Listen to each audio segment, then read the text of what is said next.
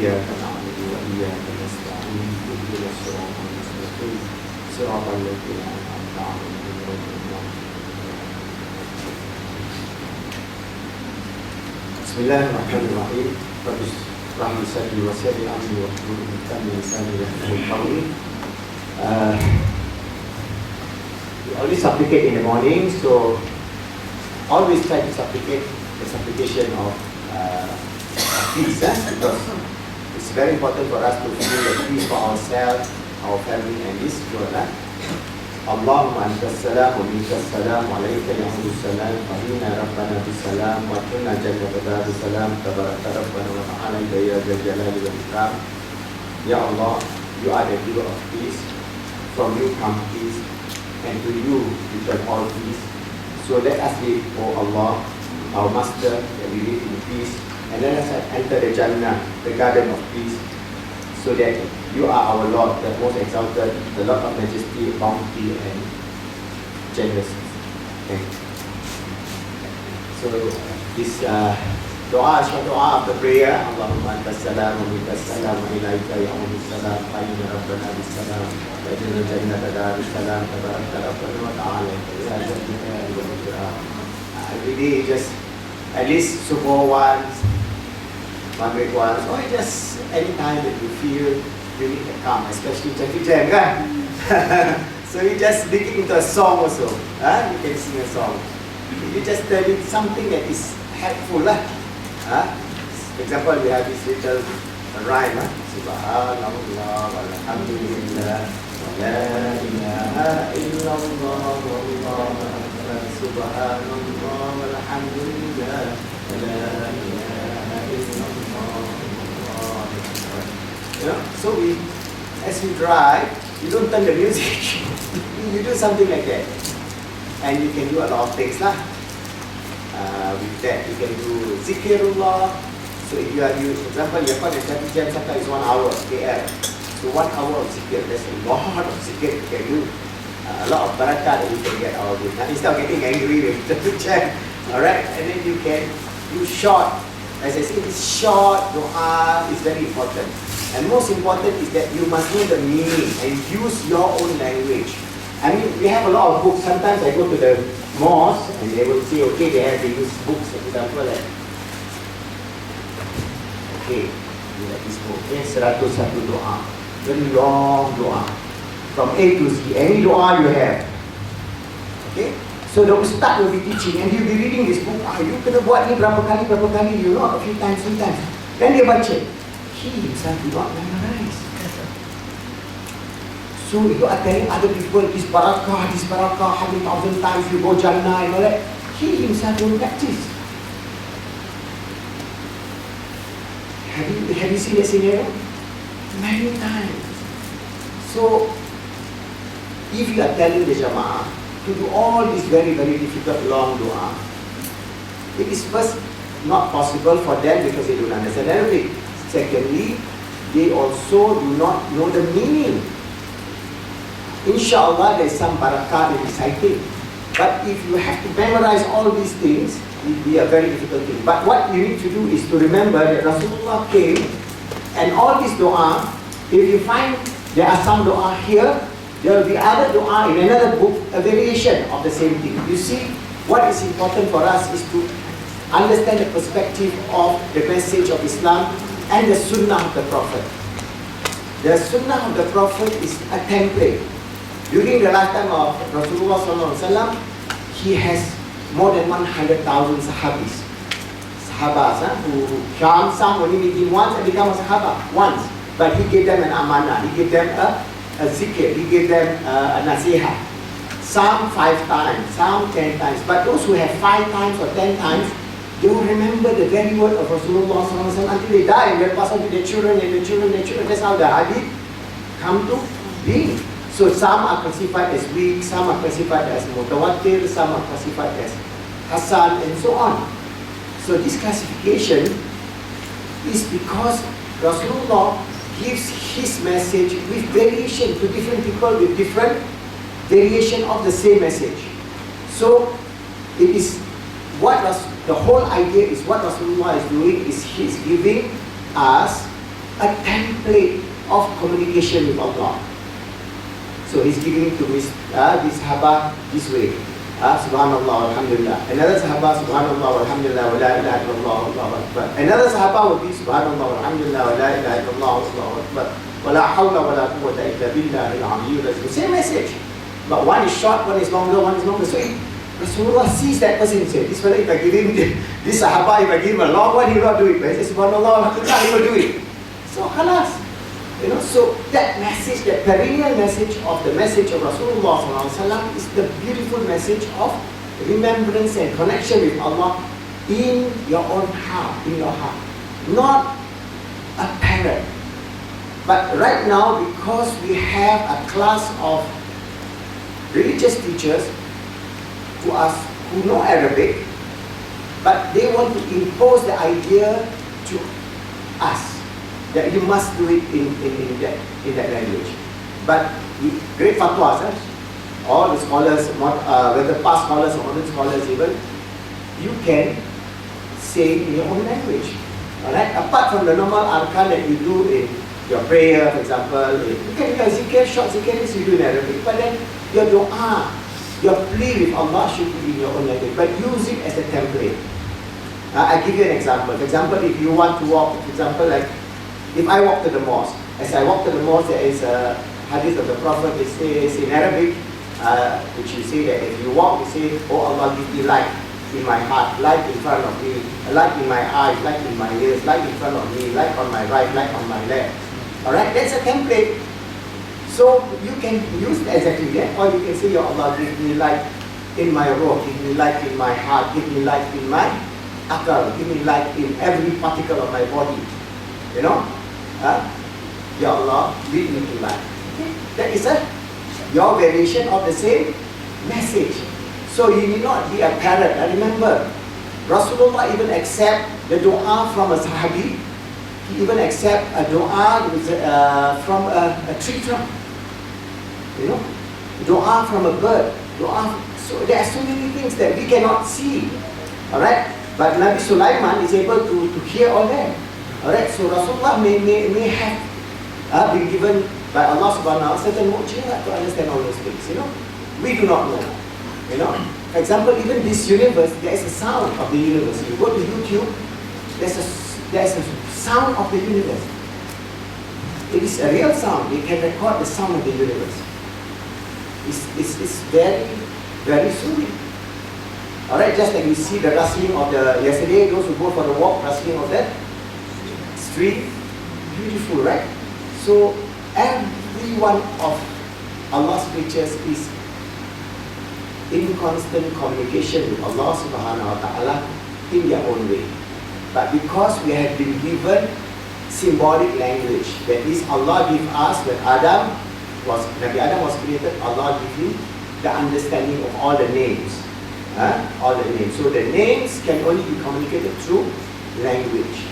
So we are a creature that can understand symbols and language. Because we understand symbols and language, we understand parables, we understand synonym, we understand also how to do the message in very nice ways. For example, a lot of the early scholars, you can see all the great Imam of Islam, when they recite certain things, they created poems, great poems. And even, for example, the whole Aqidah is, for example, the Ash'ari and Mu'tazili philosophy of Aqidah, they have a poem for it. And my ex-teacher, Maulvi Babu Sahib, he has translated that in a very good book, The Tenets of Islam. Whole Tenets of Islam is a song. You sing, and then you memorize the whole Ilmu Kalam. You see, they have that. It's so beautiful. So when you recite it in Arabic, wow.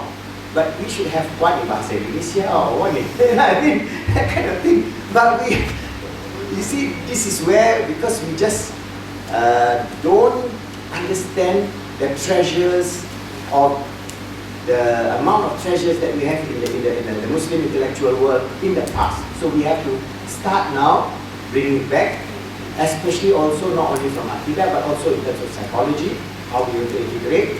So that's why I have included some of these ideas, which I will repeat this morning, and then we'll do that. Okay? So this morning I will just finish some of my transparencies and explain to you how we integrate this idea of positive Islamic psychology with Islamic Aqidah and Islamic way of life.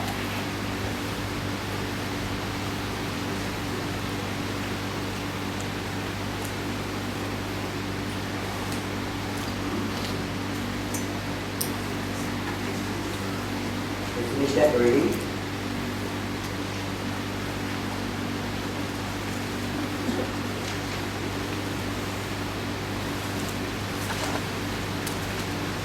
Okay, we have in psychology, we have both input, internal and external. And if you open my book, you can see this diagram. This diagram is taken from the book. You open the book. I think this is in the model, positive Islamic psychology model. You open the book.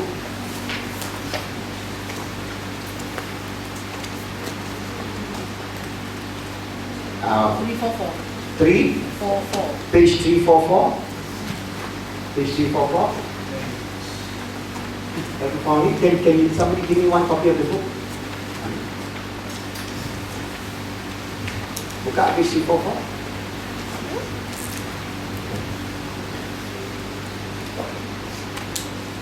Buka 344.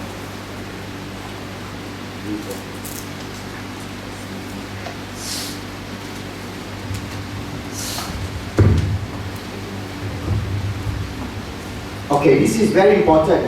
As you look at it, the human cell, the total human cell, that means his total existence. TLH is total past learning history. That means the day he was created in Azali, right until the day that he is born, right until the day that he is existing on this earth, that is his history. Until he dies, that is his complete TLH. That means his total life is, then it will be the alamun, barzakh, and so on. Okay. So, what are the input that he received there? I have mentioned earlier on the physical input, the social, interpersonal input, and then the inner speech. Okay. These three input are influenced by both negative and positive influence. So, if you look, you can see, alright, internal influence, internal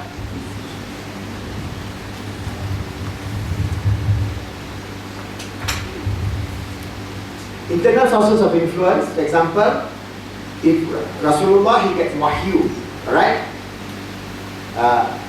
Prophetic, that is wahyu. There is not prophetic in his speech. There's a slight error there which I have to do. But divine inspiration, wahyu, or inspiration, that's ilham. The other one is divine knowledge, that is ilmu laduni. Believers' inner speech, dirasa, spiritual wisdom, mushahada. Contemplation, reflection, tafakkur and tazakkur, meditation and remembrance of Allah, zikrullah and prayer. So these are internal sources. That are external sources. For example, you have your sight, hearing, smell, taste and touch. And then also you have excessive indulgence in the physical and material world. Alright? So if you have the external sources coming in from various sources, for example, greed of worldly merry things, excessive appetite, excessive sexual desire, even from himself, al-nafsul al-marra, excessive worry, psychological and psychological disorder like waswasa and so on. Okay. Then on the right side you have good suggestion and angelic, akatir maliki. Example, receiving divine guidance, tawfiq and hidayah, positive suggestion from the spirit, qadir roh, and divine suggestion on realizing God, qadir al-yaqin or iman bil-ghaib and iman al-yaqin. So that total input, both the negative and the positive, the good and the bad, is a sum total of influence on your inner speech. So how you express your inner speech will be influenced by all these things. This is from the Islamic perspective and also from the psychological perspective. So from inner speech to action, you have positive or negative natural influence, ma'tabini, shapes the personality of that person. So the inner speech inclination, suggestion, influences lead to conviction to act iktikad. Our personality already shaped by the three sources of input, that is the physical input, the social and inner speech. The physical and spiritual action based on the decision of the heart That was influenced by the previous factor harm. Physical and spiritual action based on the decision that was manifested in the personality, life values, and action of individuals. So your heart can be taken in with both positive and negative influence. Your inner speech also can be taken in by both positive and negative influence. So the sum total, if we have bad action, is called munkar. This action actually leads to unhappiness, failure and frustration in life, anguish. Then you have a negative total past learning history. Good action and deeds, amal ma'ruf, happiness, fulfillment, achievement, success in this world and the hereafter. So we have a positive total past learning history. So this flow chart summarizes some of the basic ideas in positive study psychology. This is not my idea, this is from the scholars of Islam. I distilled it from the writings of Imam Ghazali and all the other great scholars of Islam. You can find this in Ihya al-Muddin. Alright? So you can see that this framework is very holistic. Okay? It is very holistic. Once we understand this holistic, then we can see that there are many areas of intervention. Alright? That means we can see the intervention from perspective from the SEMP. Spiritual, emotional, mental and physical. This is a summarization from there. The intervention, we can see intervention is SEMP. Spiritual, emotional, mental and physical. The summary of that thing. Alright? So this is what we did. Alright? So now again, our model here says that personal choice and responsibility is part of human life. This is Bani Adam. This is our mission and mission in life, that we have our total personal responsibility for our existence on this earth. So if, for example, the human cell model that we have explained, the personal choice and responsibility in our thoughts, action, habits and behavior, development of negative total past learning history, development of positive total past learning history, life on this earth as a sum total of both positive and negative. More negative, failure in life. More positive, success in life. You see, it's very simple. So if we want to be successful, we imbue ourselves with more positive values, positive lifestyle, positive way of life, using the model SEMP. Okay, so how to do that? There are many exercises. There is one little exercise that you can do on your own. You open your note, my note there. There is this thing. This is a Japanese model, Ikigai. Alright, just do a 5-minute exercise. And it is in the notes that I've given to you. The notes. Notes, and also we have the worksheet. We have the worksheet which I have given to you. There are worksheets of diagrams.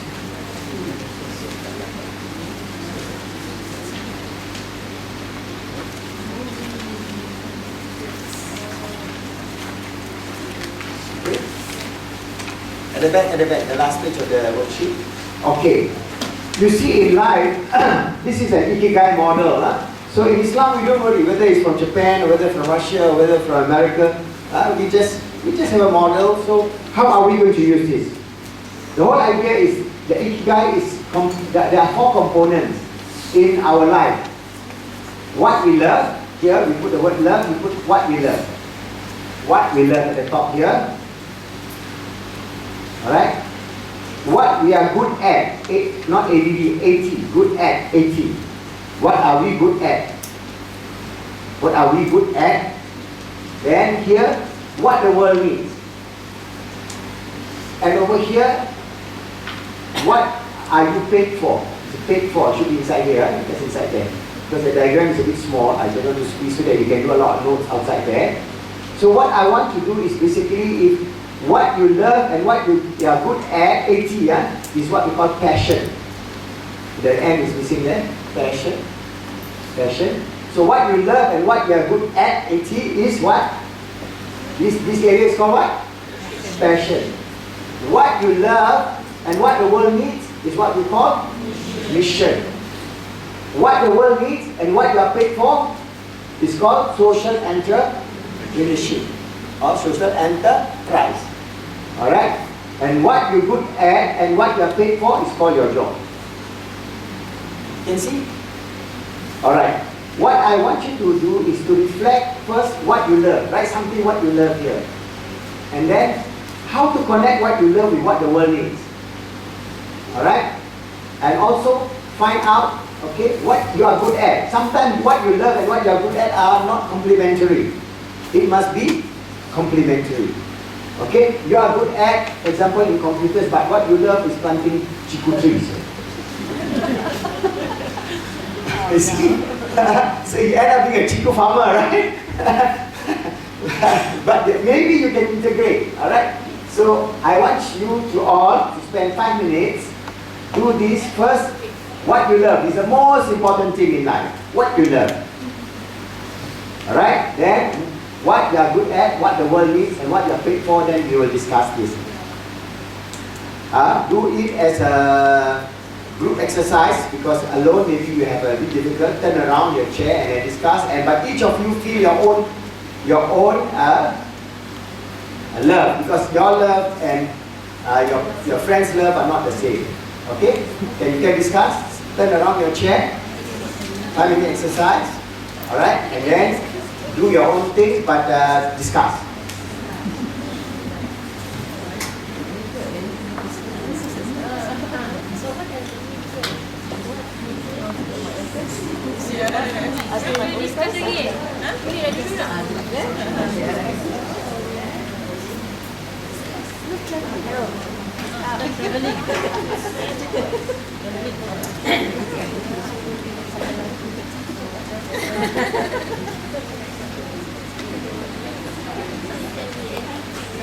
Can be people also, depend what we do, then what we want to do.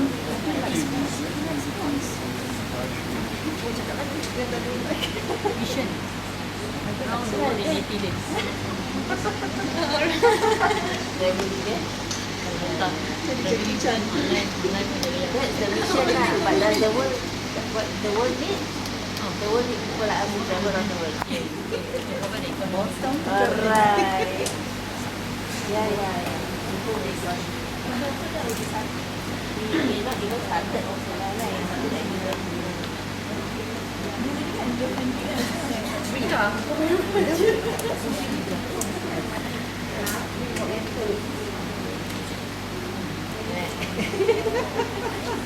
Enjoy the lights first.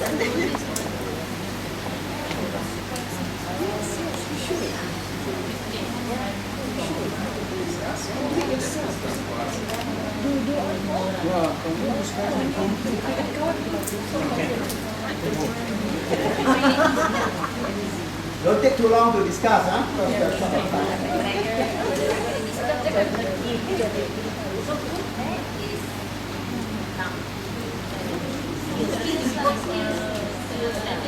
What do you love?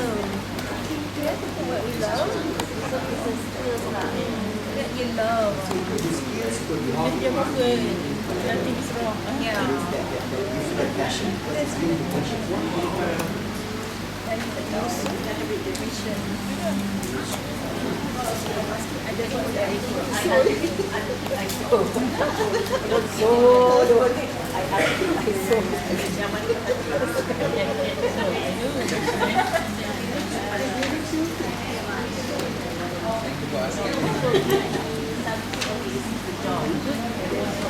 Fill up your forms, discuss this.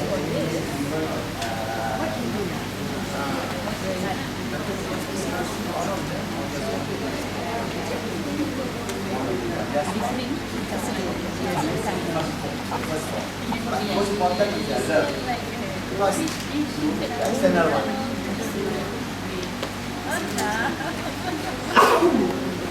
Yeah, I know that for sure. Participate in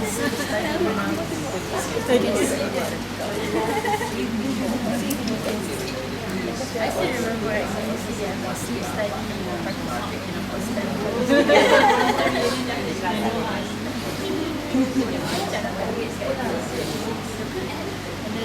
So I can self-study. Okay, start filling the form. I see the form also not touched yet.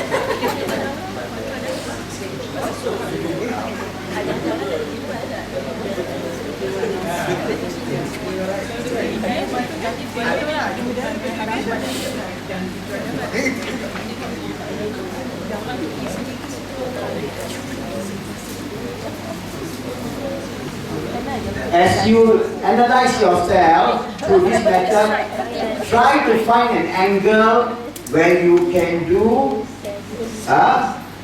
you can see on this chart, what the world needs and what you can be paid for, social enterprise.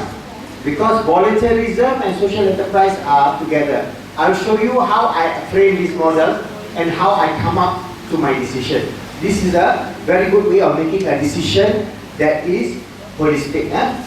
Okay?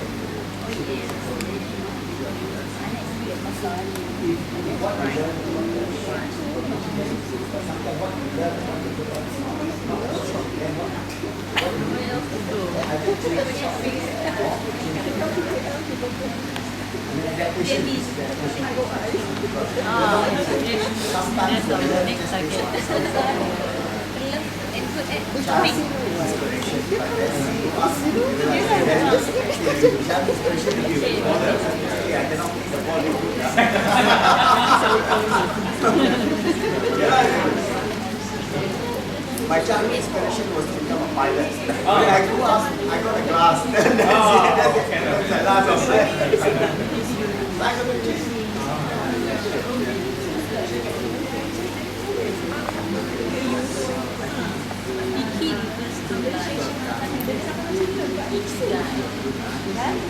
Oh, I see. Oh,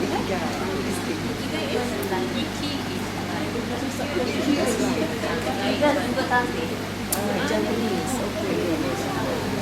So you like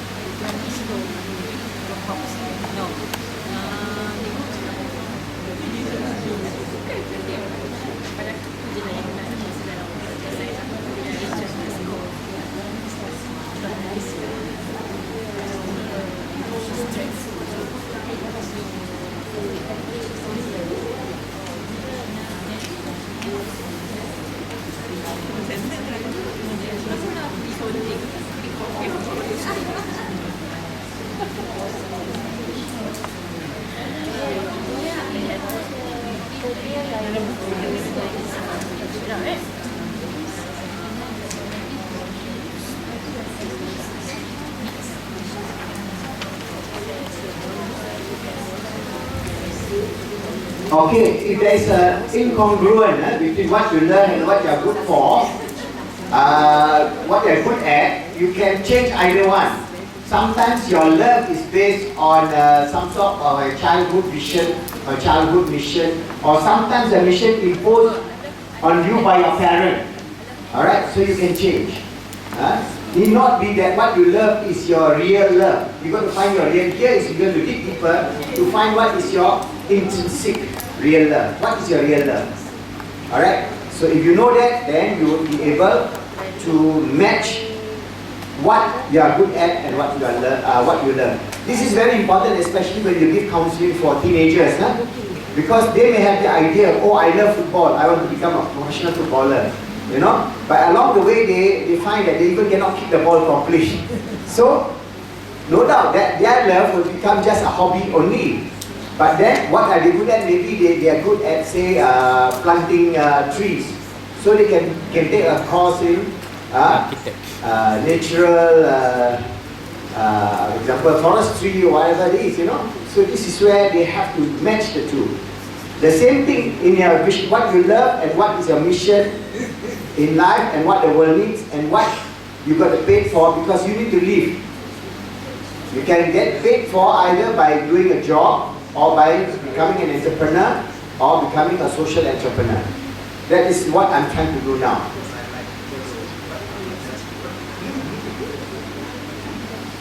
Okay? You have only 5 minutes more. Quickly summarize your own.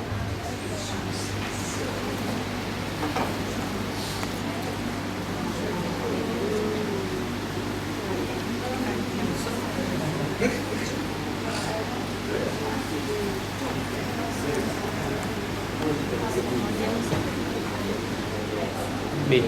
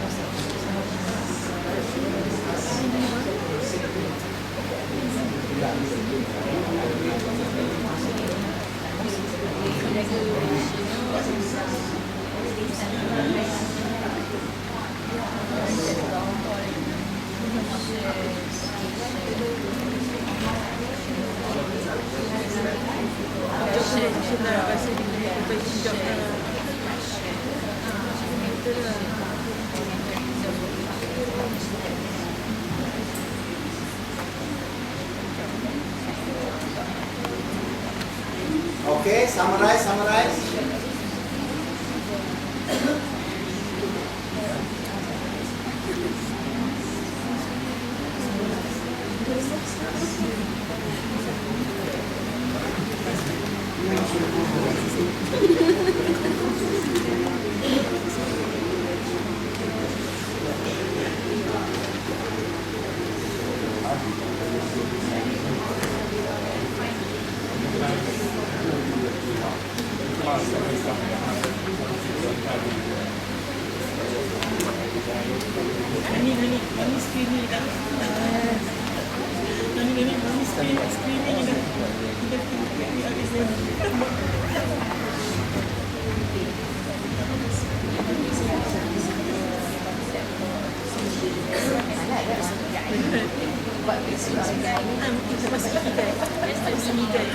Oh, is that what it is?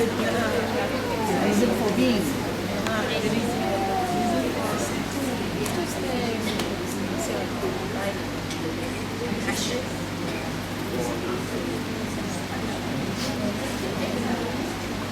Okay, time's up, turn around.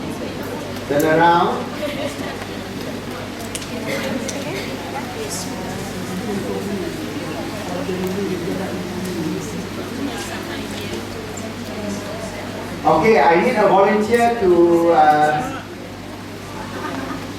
read out your outcome.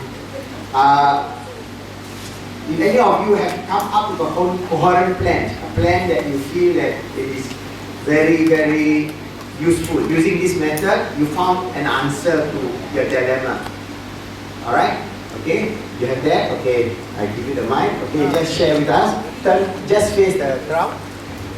Tak payah microphone kot. No, you can come on. Nak rekod. Nak record. Sekejap baju ada sangkut. Okay. Oops. Okay, let's do karaoke. Hi, my name is Putri Suraya Harun. Ikigai, I just found out is the reason for me to wake up in the morning. Other than mom's screaming at you.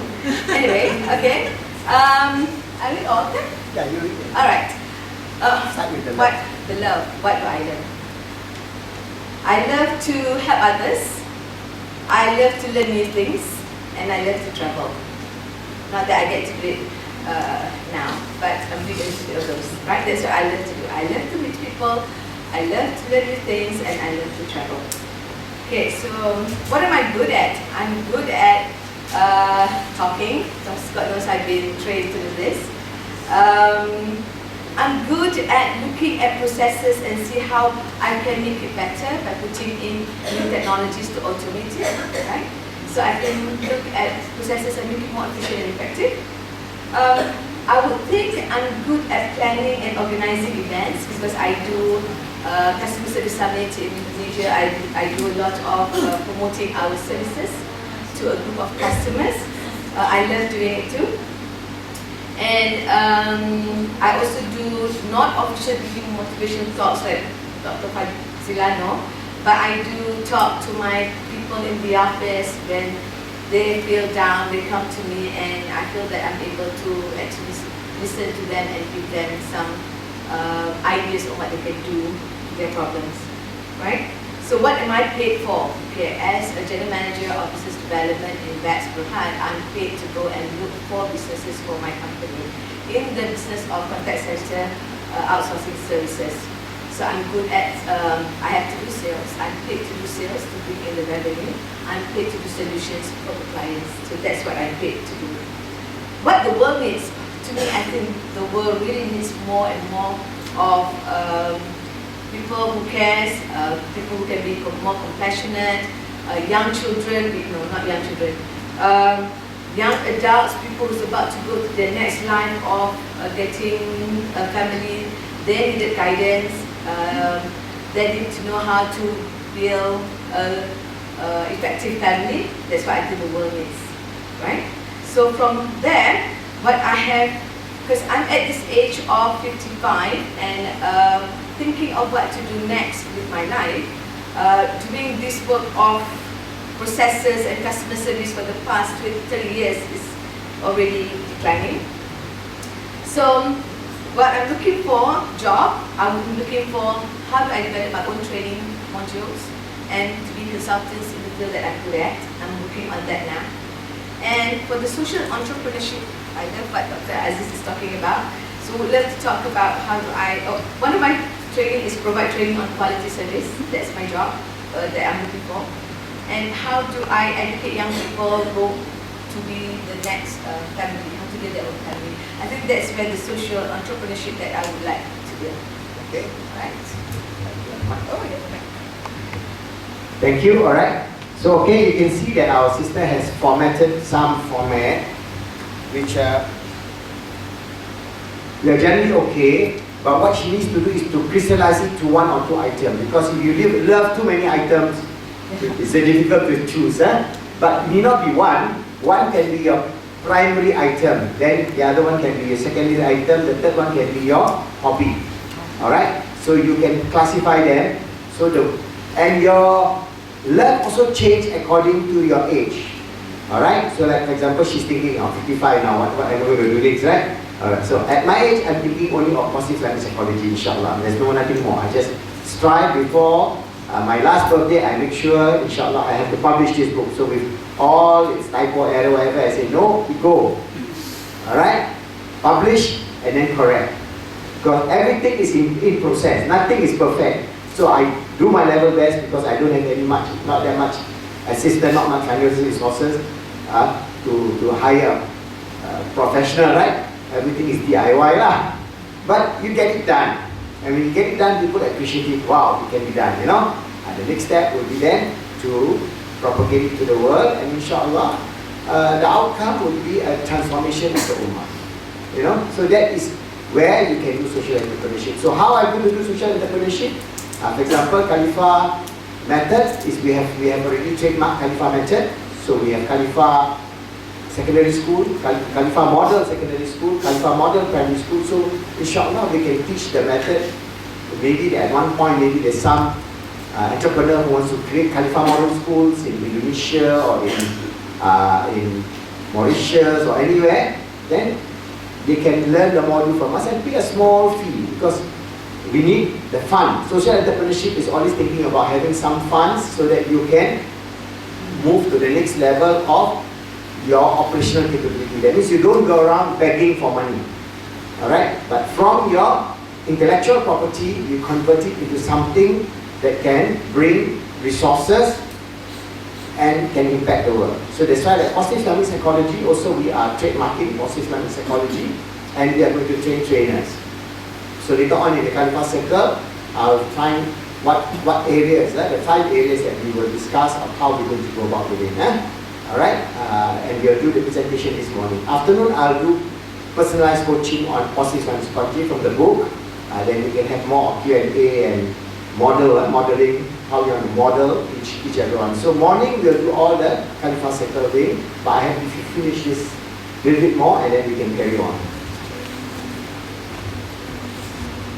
So all of you can improve, but this Ikigai thing is not a one-off exercise. You can repeat it over a few times until you crystallize your vision and mission in life and what you want to do.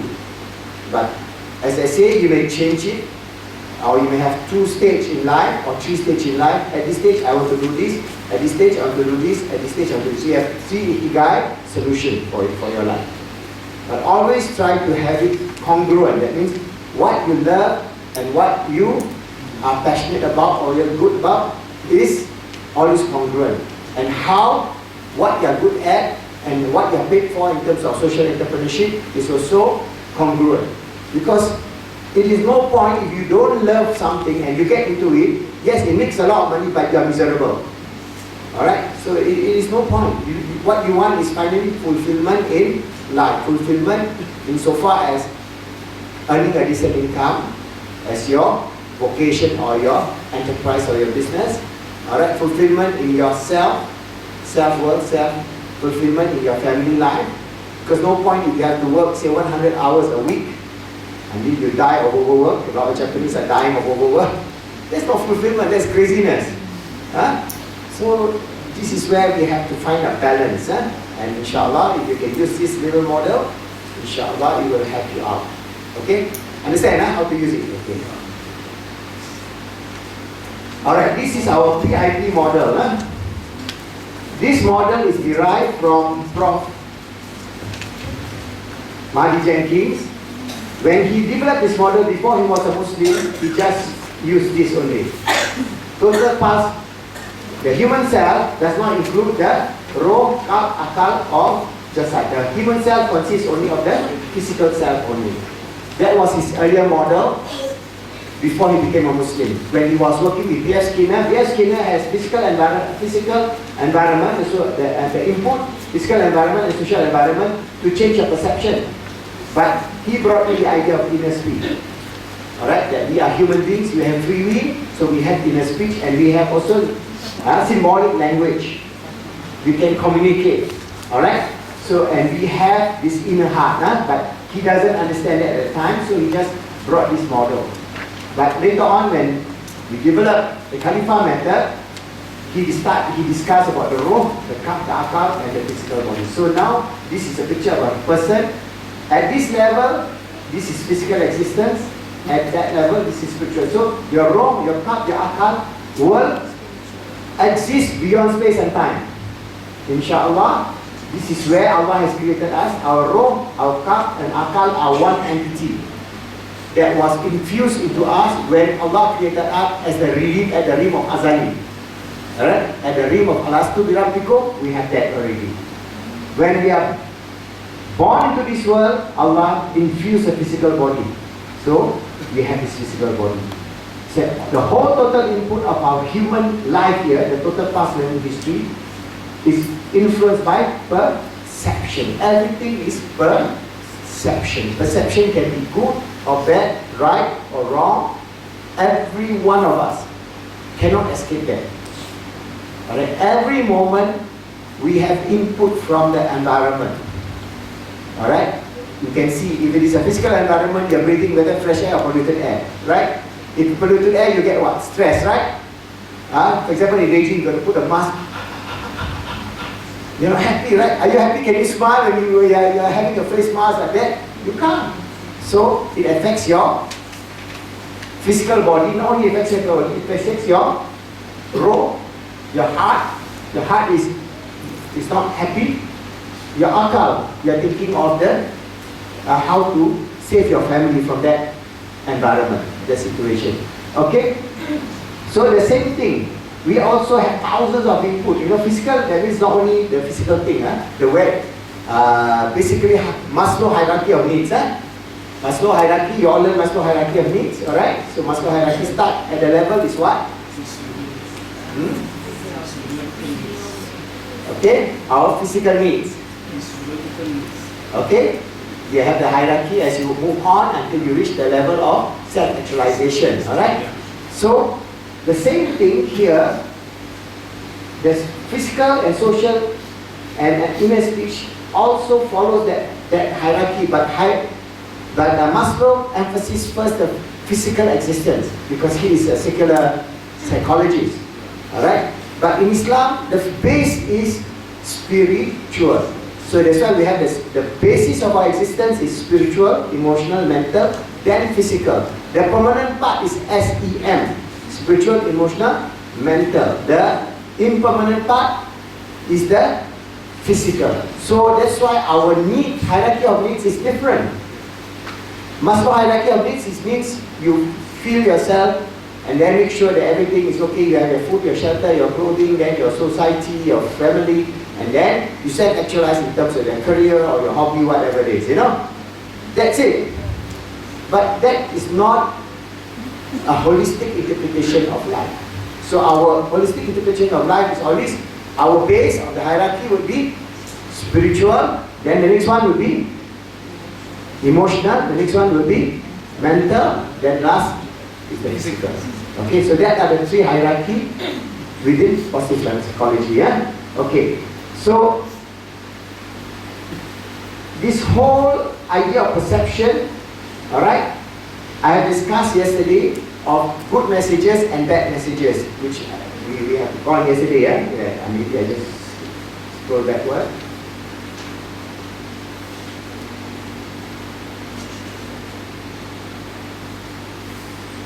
Okay, this is where we have the messages. So from the input, the physical input in this world, like in this universe, the social input in this world, like in this universe, the inner speech, both internal and external influences on your inner speech to affect your mal-tabi'i. The perception will then bring in either good or bad. G is good, B is bad. So we have a combination of G and B. So if there's more G, inshallah, you have a positive life, you are happy. But if you have more B, you have a negative life, you are unhappy. Alright? But if the whole world is having more B, then our society will be a bad society. Just like now, our modern world is an insane world. Everybody knows it's an insane world. Those who are propagating, for example, materialism, they know one day this whole thing is going to collapse. They know about it. You study economics, all the great economists, Paul Krugman or all these people, they say, no, you cannot, it's not sustainable. Alright, but that model has been driving economic growth based on consumption, exploitation cycle. It is consumption, exploitation, then destruction, 50 years or 100 years from now. So we have to then change that. But if we have some G, a lot of G and a little bit of B, that is normal lah. So we have to shift the perception of this dunya. We Muslims, 1.7 million Muslims, 1.7 billion Muslims, shift the idea of what is life gradually. And that is my mission, inshallah, through positive Islamic psychology. Then we have a holistic life. I'm not saying that you are going to retire, have some cows and sit in a cave. No, we are not. We are living in such a way that we have a good life. But a good life, what do you mean by a good life? A good life means that you have a decent standard of living. Alright, you have your most important acquisition of knowledge, health, education, shelter, decent shelter, it's good enough. Alright? You don't need to have, 1,000 sports car. Would you be happy? Some people, they have 1,000 sports car. Yes, there are people who have 1,000 sports car. Collection of sports car.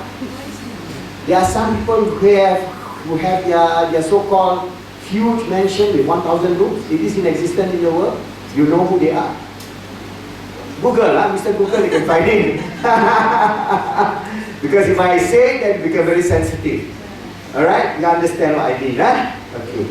There are some people who have so many things, yet they kill themselves. They commit suicide. They have everything in the world. $1 billion dollars in the bank. Not happy. So you cannot buy happiness. It is based on a holistic interpretation of life where you can achieve peace with yourself. First, peace with Allah, Haqqullah, peace with yourself, and peace with all humanity. Haqqullah and Haqqullah. There's a dua that we mentioned just now. Allahumma anta salam wa minka salam wa alayka ya'udu salam ahdina rabbana bis salam wa ahdina bi jannata darus salam tabaraka rabbana wa ta'alaika ya zal jalali wal ikram. We say that. And then we infuse that in our mind, infuse that in our hearts. Okay? Alright? So, this is what we must do. This is a process. This whole process of writing the good message is the duty of every single human being, especially so. Now I have trained you in positive language psychology. So you got no excuse. You cannot say, Ya Allah, I never knew it. This is the danger of attending seminars. Now you know it. So you have to practice it in small measure. Don't worry. You know, and as you do it, you feel the joy. You feel the happiness. You feel your life change. And you feel, wow, I can do something. I'm not somebody who's a nobody. I'm somebody inside of Allah. I can do something. Okay? Alright.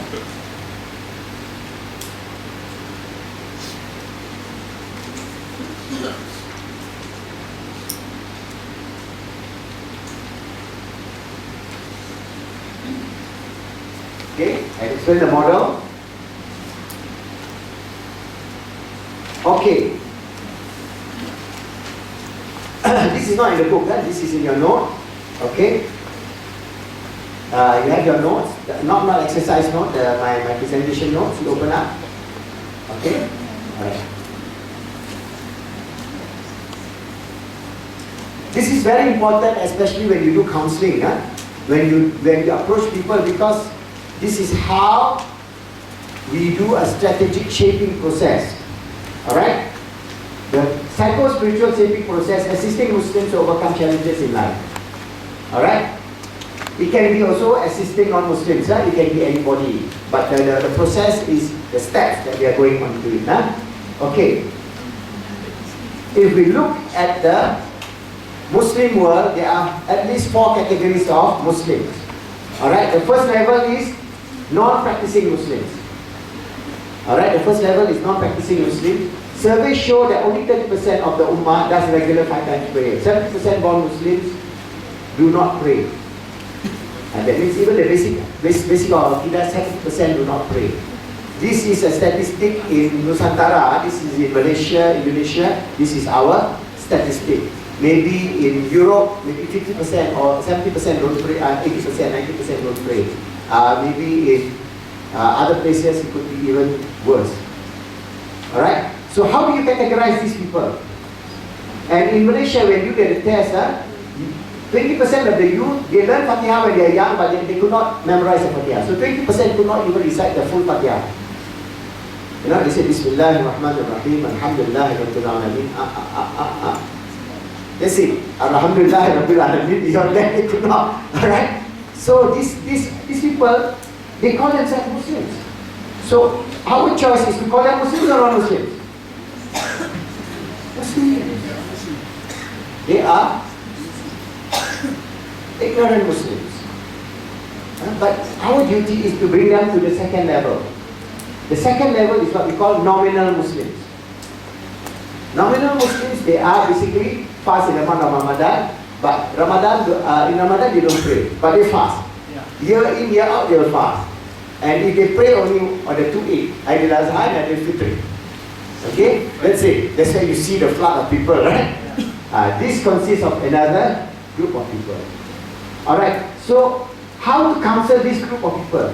And how to counsel this group? These are the group of people that have the most problem in terms of psychosocial, in terms of hierarchy of social and psychological problem. These two groups have the most problem. Alright, so you can either work with them or reject them.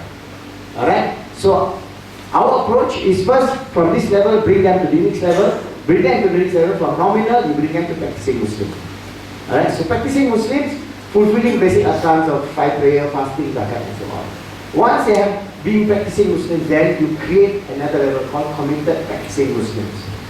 Alright, so committed, who are they are? Committed to the full spectrum of Islamic practices and Islamic spirituality. They develop ihsan, they develop the love for Allah, the love for all humanity.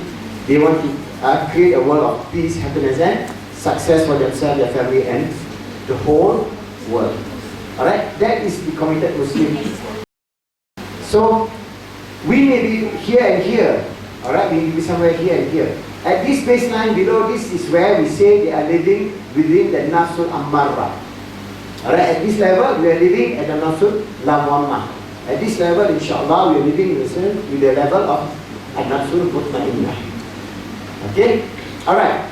So, what is important for us is to have a different approach at this level, a different approach at this level, a different approach at this level, a different approach.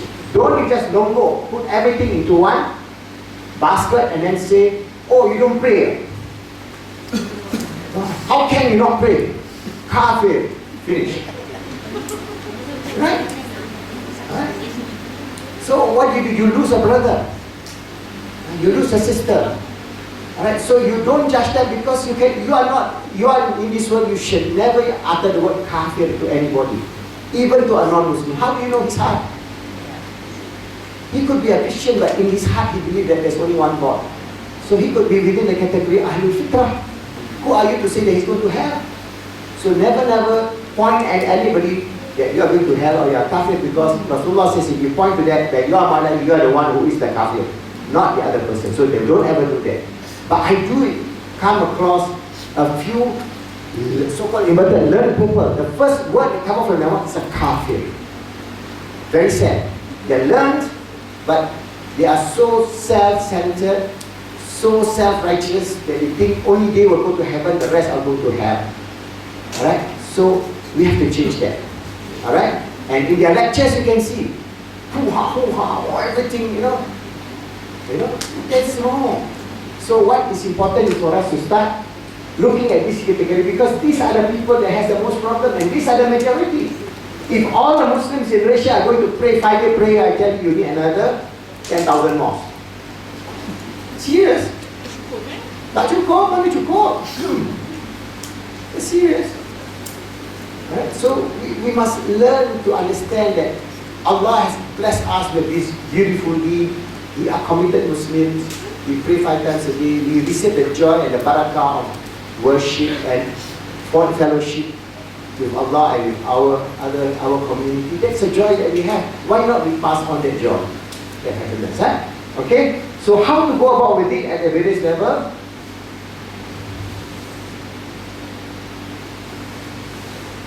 Okay, when we have counseling strategies for level 1 and 2, when facing psychological problems in life, level 1 and 2 Muslims, remember who they are, right?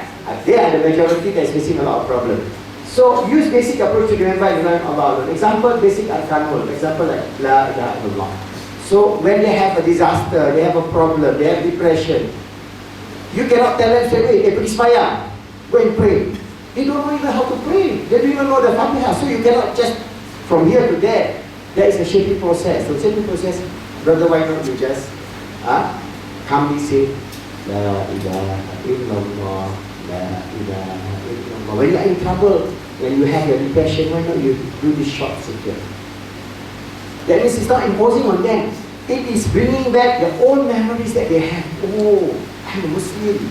And Muslim always say, La ilaha illallah, oh, subhanallah, oh, alhamdulillah. Very short. That means you are not imposing on them to go from this level to that level. It's not possible. From level 1 to go to level 3, you will take, the shaping process may take 2 years or 3 years. Because they are going through trauma in life, they are going through difficulties in life. So you give them a simple way out. And what Rasulullah says, whoever says La ilaha illallah is assured of Jannah. I just want to tell something for you. Understand that?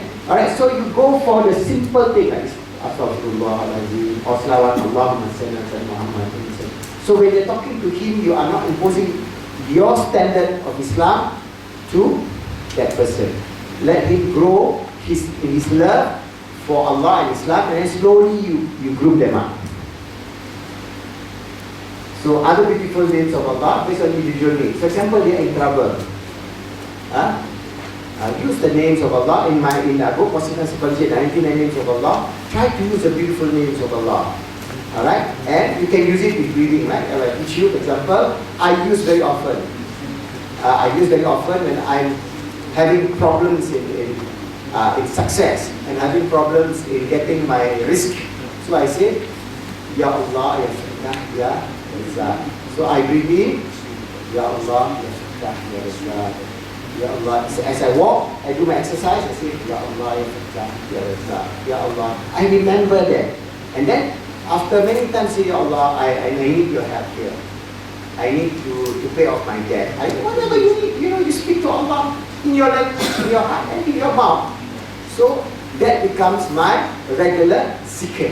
Whenever I have this problem of not paying off my debt, my first subconscious and conscious impression is Ya Allah, Ya Fattah, Ya Razak. If we need love and forgiveness, Allah tells us in the Quran, Ya Allah, Ya Ghafur, Ya Wadud. Huwa Ghafurul Wadud, Zul Arshil Majid, Fa'adul Bima Yurid. Alright? So, Allah tells us, call him by Ya Ghafur, Ya Wadud. So, you just breathe in, Ya Allah, Ya Ghafur, Ya Wadud, Ya Allah, Ya Ghafur, Ya Wadud. I need your forgiveness for all the sins that I have committed, and I need your love, and let us live and be your beloved, as your beloved Sayyidina Muhammad sallallahu alaihi wasallam, and all the great imams. Let us follow their footsteps. Things like that. When you speak to Allah in your heart, from your heart, it's so easy. You can see that? Alright? So you just use a few names. I'm not saying you learn all the 99 names, but yes, you can use, but don't parrot all the 99 names. Use a few that you need. So I use only a few only, as I say, Ya Allah, Ya Fattah, Ya Razak, very often, whenever I have that problem, and you see the magic, inshallah. Allah answers your call. Because you speak to Him, and He answers your call. Each time you have a problem, the door open. Each time you have a problem, the door open. Each time you have a problem, the door open. Then you see how the hands of Allah is assisting you in your life, and you get more committed of the mercy and the blessings of Allah. Most important, Allah tells us, Ya Rahman, Ya Rahim. Bismillahirrahmanirrahim. We say it 10 times. More than 10 times a day in our prayer. Right? So, Ya Allah, Ya Rahman, Ya Rahim. Okay, if your breath is long, you can extend it a bit. For example, you can say, Ya Allah, Ya Rabbi, Ya Rahman, Ya Rahim. That means you have Allah, the proper name, Ya Rabbi, my Lord, Ya Rahman, most merciful, Ya Rahim, most compassionate. Alright? So, in one breath. Because you have to do all the 99 names, it's very wrong, right? So, just pick up something that is in affinity to your current need, your need. There's all there, the answer is in here. In a simplified way, is in Asma Husna. Okay? So, these people, you teach them. When they are having that problem, you give them. Because this idea is normally if you are in a community of the Sufi circle, I'm not promoting Sufism, remember, but in the Sufi circle, the teacher will see what's your name and say, okay, call by this name. They'll tell their students, say, oh, you need this, okay, then he'll shake the hand of the guru, the murshid will take the hand of the guru and then tell him, okay, you recite this. It is like a panacea for their problem. Alright? So you can do that. But because we are living in a modern world, we have all this knowledge, it's available. Only thing you do it with decorum. Do it sincerely. Alright? So you can do it and do it sincerely, and inshallah you can see the the shower of the love and the mercy of Allah in whatever that we do. Okay, I like this because that's why I put it the whole 99 in the book. You know, we do some research.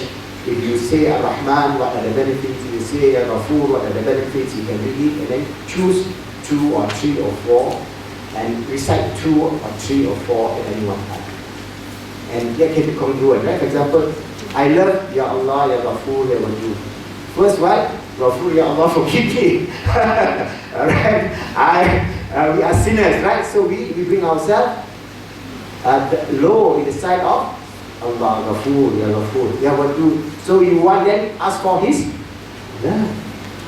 Once you get the love of Allah, subhanallah, you don't need the love of any of your friends or your creatures or whatever. But I'm not saying you go there, become isolated and stay in a cave.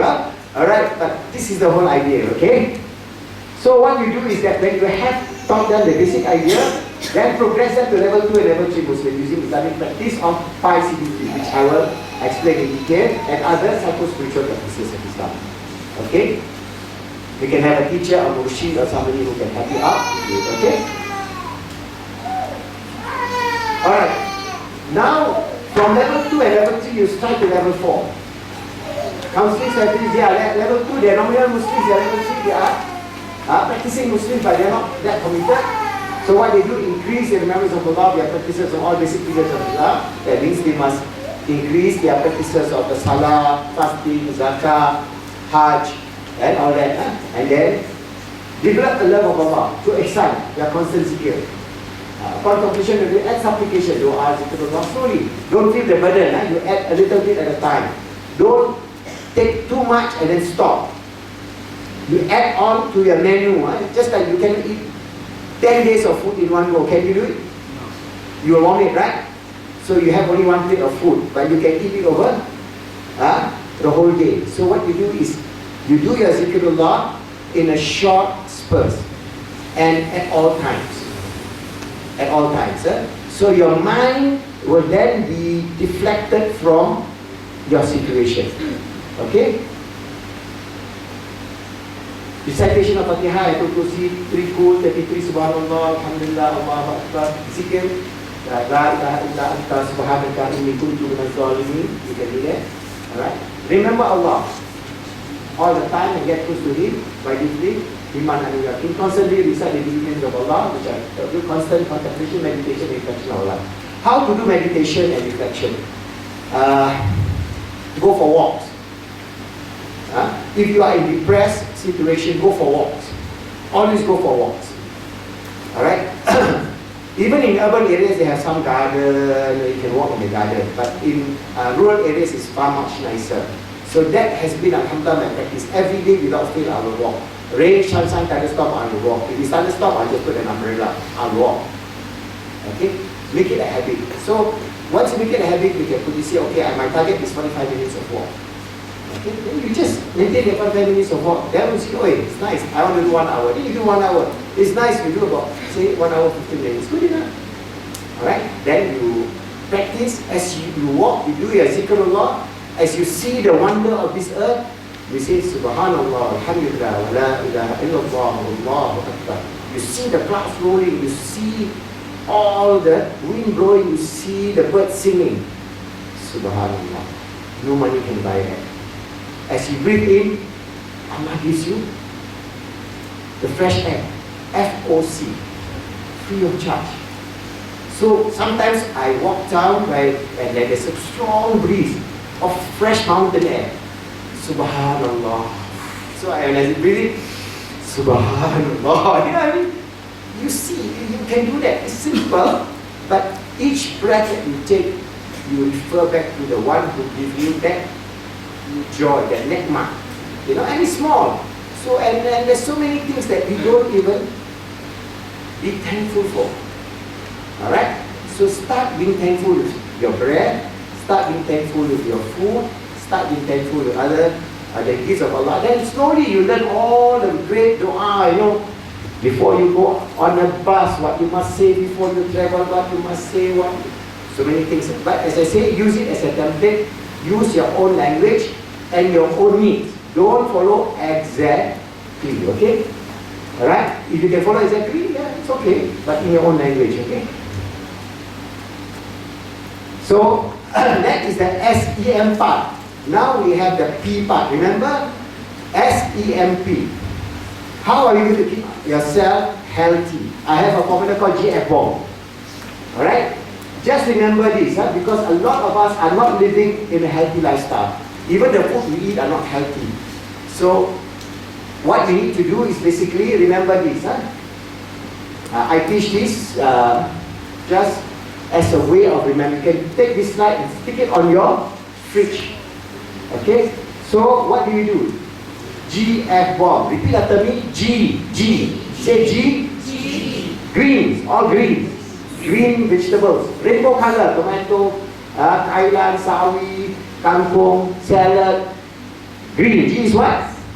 Green. All the veggie. F. Fruits. F is for fruits. All the fruits.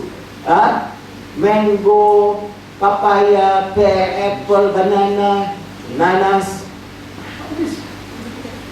Now durian. I did not touch durian this week because I'm going to talk. So after I go out, finish this course, I'm going to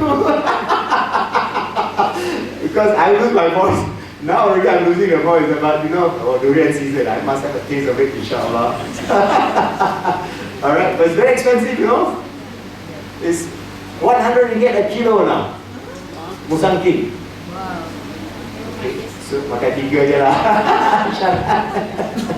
Okay, but fruits. So F is for what? Fruits. Okay, then the next one is B. B is for what? Beans. All kinds of beans. You need proteins. Your soya bean, dal, kacang kuda, all the various beans. So if you have your diet, have these 3, it's okay already. Alright, if you have G, F and B, you are healthy. Alright? Because that is when we are, Allah created us not as meat eaters. That's why we don't have fangs. We don't have fangs. We have only a short incisor on the left and the right. So our ratio of all our molars and our teeth, only 10% is from animal protein. That means it's more for digesting fish or small rodents and small animals like rabbits. We are not designed by Allah to eat meat. But today, daging kambing golek, sate, lembu, all kind of thing, right? Mau teringat, sedap. But we are not designed for that. Small amount, yes, okay? So, you have this. Then, if you want to have optimal health, always add into your diet the O. Alright, so the beans, first the beans is, you can have tahu tempe especially. Tahu tempe very, very cheap and very nutritious. Tahu tempe. So you must have a lot of tahu tempe, dal. Alright, and then you eat the rice also, it must be brown rice, whole wheat and so on. The O would be all kind of onions because it has a lot of antioxidants and anti-cancer property and also help to balance your neurotransmitters. Okay, so you have your O. So you have your bawang besar, bawang merah, bawang putih and so on. The M are all kind of mushrooms you can get in the supermarket. You get shiitake, maitake, enoki. So many type of mushrooms. You just keep on changing. Don't take one type. Alright? Okay? All the mushrooms because it has tremendous anti-cancer properties. It has tremendous minerals, all the trace minerals. Okay, because the mushroom grows on rotten trees or sawdust. So the sawdust has all the trace minerals. You don't find it from the normal veggie that you eat because on the topsoil they just use pesticide, herbicide. There's not much, but still you got to take. Okay. Then you have the other B. BOMB, that's the antioxidant, like all the kind of berries, strawberry, blueberry, blackberry, the juices. You can buy the juices, now they're plenty available. Like for example, you have the apricot juice, you also have like for example, like these delima juice, pomegranate juice. So you can take small cup, not so much, just a little bit. Alright, and then the last S is all your spices, all the reparatos, our curry, our herbs, our ulam. So this is the thing. So if you have a disease, you have a problem, even if you have mental problem, start this diet. You have Bob, if you want to have optimal health, it's 100% vegetarian. Those with chronic disease. So you switch to vegetarianism, but there's some supplementation you got to take later on. I will tell you how to go about with it. I'm almost 100% vegetarian. So I consume a lot of food, especially bamboo and meat.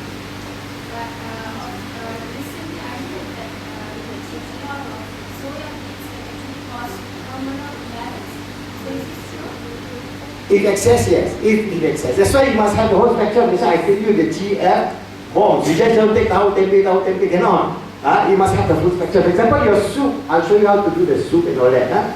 Just simplify, okay? Alright. But it must be balanced. Your GF bombs must be balanced. Every day you must have the whole spectrum. Alright? So if you have optimal health, it's almost 100% vegetarianism. If normal health, you just take 90% GF bomb, 10% other protein. That means your eggs, maybe 1 egg a day, or like fish, just a small slice. Chicken, 1 small slice, just like that. My fish is just like that. My chicken is just 1 slice like that. Alright? My meat also just 1 slice like that. So I rotate. Alright? So my cost of living is very low. Very, very low. Makan tahu tempe, tahu cake. How much does it cost? 1 whole bundle of tahu cake is only 50 cents. 50 cents, you know, you can eat for 2 days. Okay?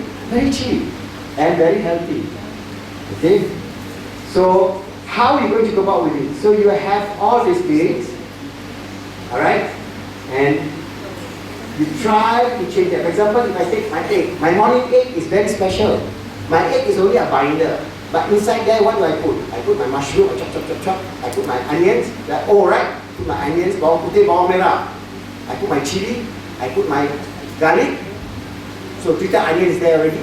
Then I have my ginger. Then I have my kunyit. Then I have my all those things. I put together. 1 bowl, 1 egg. Put a little bit of Himalaya salt. You need some salt, Himalaya salt. Alright, then I take powder kunyit powder, 1 teaspoon, put that kacang. Then I just put on slow fire, then flip it back, put 2 slices of whole grain, 13 grain. You know, you have this gardenia 13 grain, just 2 small slices, that's it. And my lovely cake curry. That one I cannot escape. So that one, the sugar is very high. You know, condensed milk, but I don't buy those sweetener. I buy pure condensed milk. At one time in Malaysia, I have to go to Singapore and get it. But now we have already. I go to Hero, they have this pure condensed milk. One can like that is 550. I don't want to buy all this creamer, all this nonsense. You want to have the joy, you have the real joy. Real tarik, okay? So I'll take my teh tarik in the morning, then after that exercise. So exercise in the morning, normally I usually need to go to work, right? So what you do, you just exercise on the machine. So I have a small elliptical machine, I go for half an hour. As I go on the machine, I have my Arabic language. So I have my Arabic language, so I have my all the words, critical words. Alright, so I read from that one, and I just go on the machine. Okay? So I learn the various languages. So every day I just pick up the so you integrate your exercise and your study. You know? So you can do that. Okay? So that is how you take care of your physical body. Okay? For example, I'm doing a lot of application. I'm trying to get people to pick up this thing. Later on we have a big team from positive family psychology, people who are, for example, medical doctors, psychologists, psychiatrists. There are many areas that I did the study, empirical studies by many other universities using mindfulness, meditation, and so many of the things, nutrition. We find that there are a lot of things that actually can resolve a lot of the problem of depression and anxiety, and a lot of the neurosis and psychosis also. But you have to do a lot of, add on to it. But how to go about with it? Just a simple example. I'll show you. For example, remember our hierarchy is SEM, Okay, so we start with use PIP holistic SAP approach for our psychosocial problem. Obviously, PIP protocol are spiritual. So spiritual, I told you, constant zikir, positive inner speech. Deflect negative self-talk by replacing with remembrance of Allah. For example, you have negative automatic thought, like back says in, you have your negative thought. You know, the negative thought keep on coming. You cannot say stop. It will not stop. Very difficult. But you can deflect.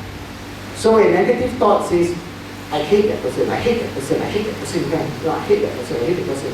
So that word I hate is coming out all the time. You just deflect it with zikrullah. You can say instead of I hate that person, you just say astaghfirullah, astaghfirullah, astaghfirullah, astaghfirullah. Okay, you deflect. So you can help those who having that problem with a few of the short zikr which I taught you. Okay, so that's the first thing. So practical example, for example, do it weekly. Say astaghfirullahalazim, wa la hawla wa la quwwata illa billahi al-aliyyil azim, wa subhanallah walhamdulillah wa la ilaha illallah wallahu akbar. But add short ones. Don't teach them the long, because I know some ustaz will tell you to read this ayat, that ayat, that ayat, that ayat. Not possible for that person to implement. Okay? So teach them short things. Emotional, feel the joy of process of Allah subhanahu with each breath of zikir. Develop a deep feeling for hubbullah and hubbul ibad. Remove all negative feeling of sadness step by step by shaping process. Okay? The third one is plant in your mind, mental. PMA. What is PMA? It's not PMS, PMA. Positive mental attitude. Okay? Repeat from time to time your inner speech. Inshallah, I'm fine, I'm happy, I'm good. Inshallah, inshallah. And you just keep on saying that. Alright? Then creative visualization. Creative visualization.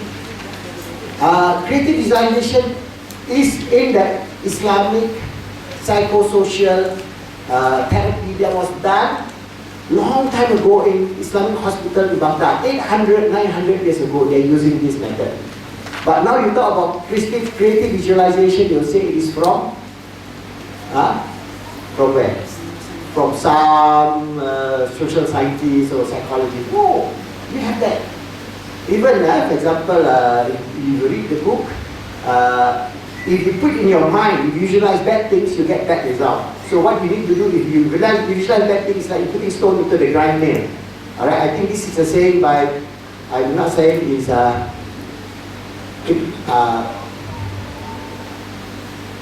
Qayyum. He says if you put in your mind's eye, bad things, that means you think that you put, you know the old days, the mill, right? They have the mill where they put the wheat. If you put stones, what do you get? You get dirt. But you put in the mill, you put wheat, what you get? Flour. So the same thing. And Imam Ghazali says you must imagine good things and try to practice.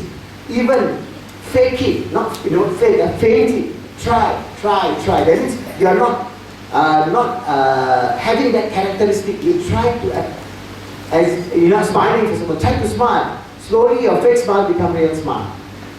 Alright? This is how the mind works. This is empirical proof. I don't need to prove that. You can find a lot of these empirical ideas there. So what you need to do is visualize in your mind everything. All the natural scenery, beautiful places that give you joy. So you must have that diet every day. That's why it's very important for you to take walks, natural walks. Very important, especially you are mentally distressed. Go for that. Alright, and have some sunshine. Some sunshine over your body, then you feel the joy of the sunshine. Okay? Start physical, do.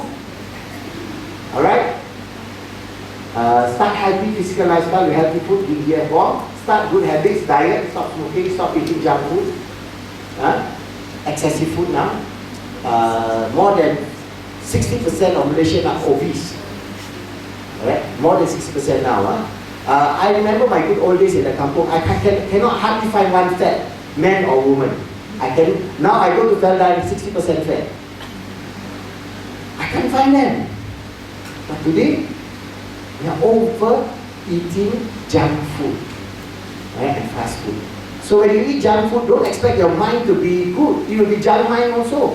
Your brain also will be junk mind. Your neurotransmitter will be junk neurotransmitters, giving you all the cortisol, all the noradrenaline, that's causing a lot of stress and anxiety. Yes. What you eat becomes you. Alright? So these are very basic. So how can you go about with it? I recommend supplement with omega-3 capsule, 10 to 12 capsule a day. Because this research shows that the DHA and the EPA, for example, they have this Blackmore. I'm not promoting the brand, but I'm using this. One capsule is 3 times. They have distilled it, 1 to 3. You know you're going to take a lot of capsules. So one capsule, other brand, one capsule Blackmore gives you 3,000 milligrams. Alright? So you take about 10 to 12, this is quite a mega dose, and also add VCO, virgin coconut oil, 2 tablespoons a day. Because the lauric acid and omega fatty acids within VCO and omega-3 can reduce depression, Alzheimer, anxiety, dementia, etc. Okay, so you can add this, and then as you do all these things, positive visualization of healing using SEM, and then you can do all kind of other experimentation that you want to do. I also have, inshallah, we're looking at Muslim acupuncturist. He also has the idea that basically you have certain points where you can use this, we call it stimulator, electroacupuncture stimulators, that you can increase the hormone serotonin. It's possible. So maybe you can integrate all of this. These are the things. So especially when you do all this kind of thing, remember, for example, you're doing acupuncture. You can easily say, Ya Allah, Ya Shafi. Yeah, Allah is the healer. So as you do acupuncture, you do Ya Allah, Ya Shafi. Even you're massaging yourself. For example, if I have my pain in the leg after stress, I just put a medication. As I rub, I say, Ya Allah, Ya Shafi, Ya Allah, Ya Shafi, Ya Allah, Ya Shafi. Heal me and make my joints strong. Inshallah, tomorrow is done. Sometimes instantaneous. You can see that happening. Okay, so Khalifah Circles methodology. This is a methodology that my Professor Mahdi and ourselves, Professor Jenkins and myself, we developed this idea some 10 years ago.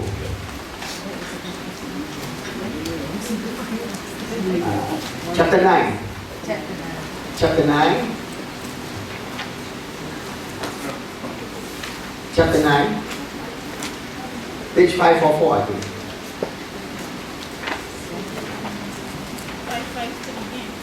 554. 554, okay.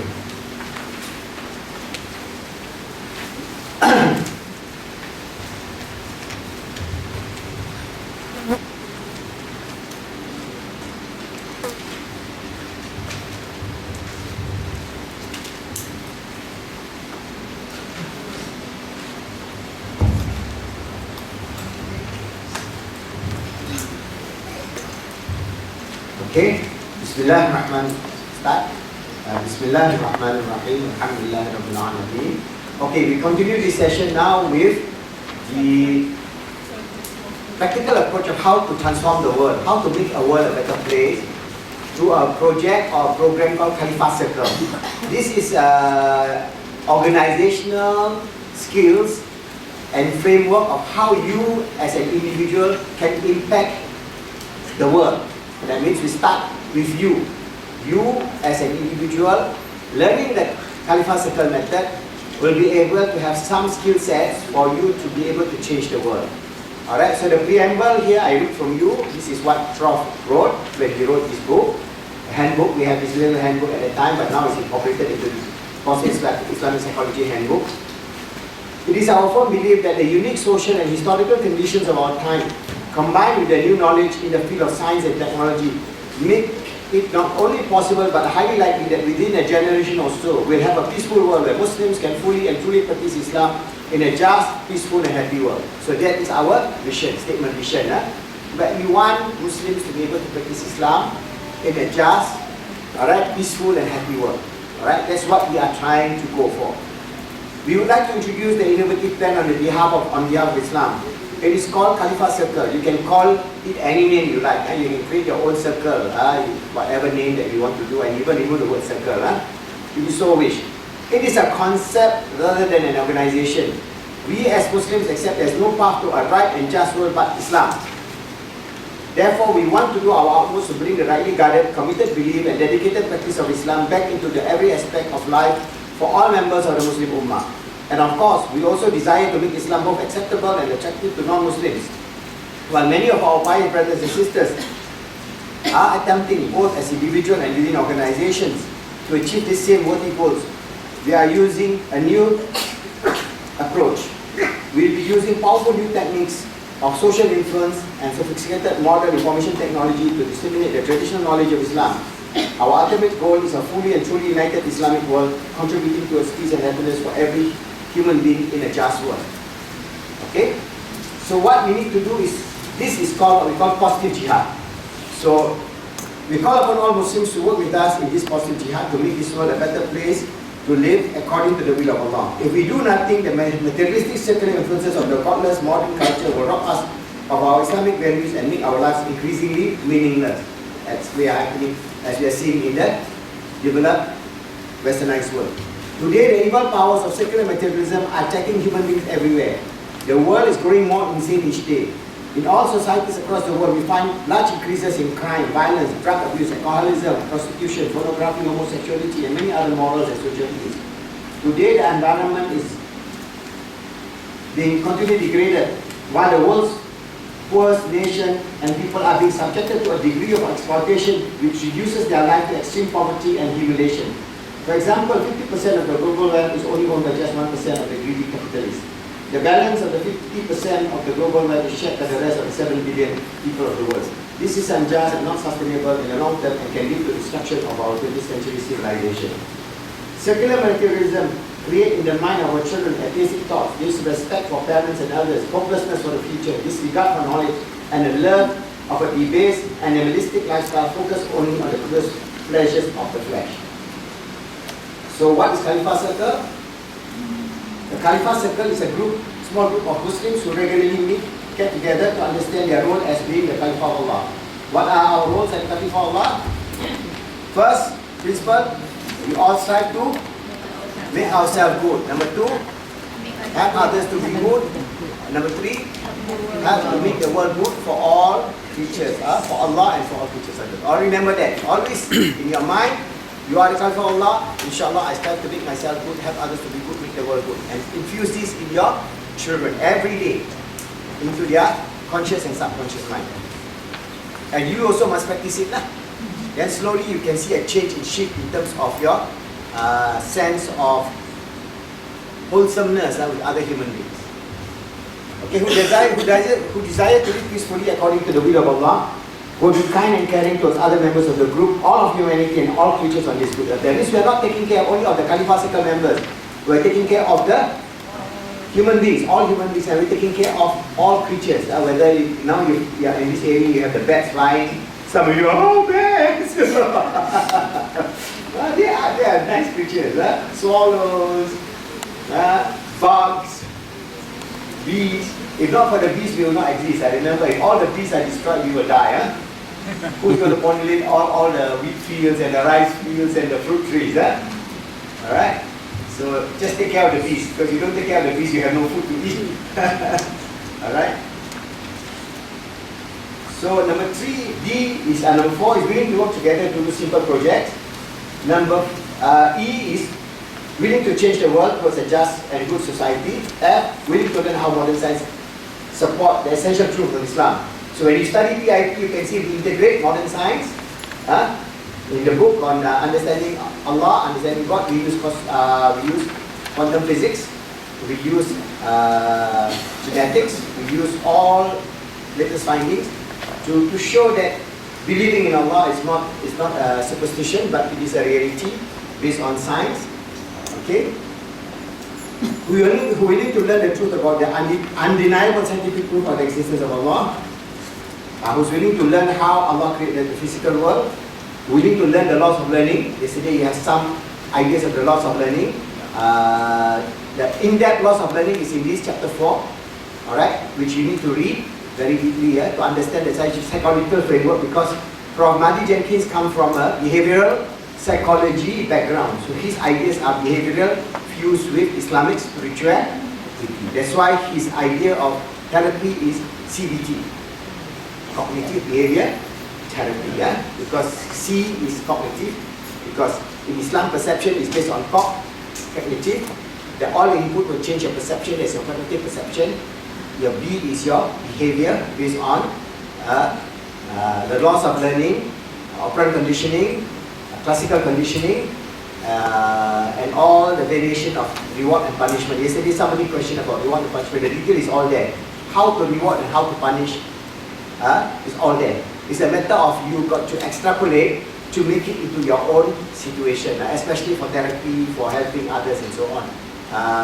There will be more work on this. So if I have a group of people who will do, then we have each chapter actually can bring in new input in terms of practical application, which I showed you some of the work that we have been doing.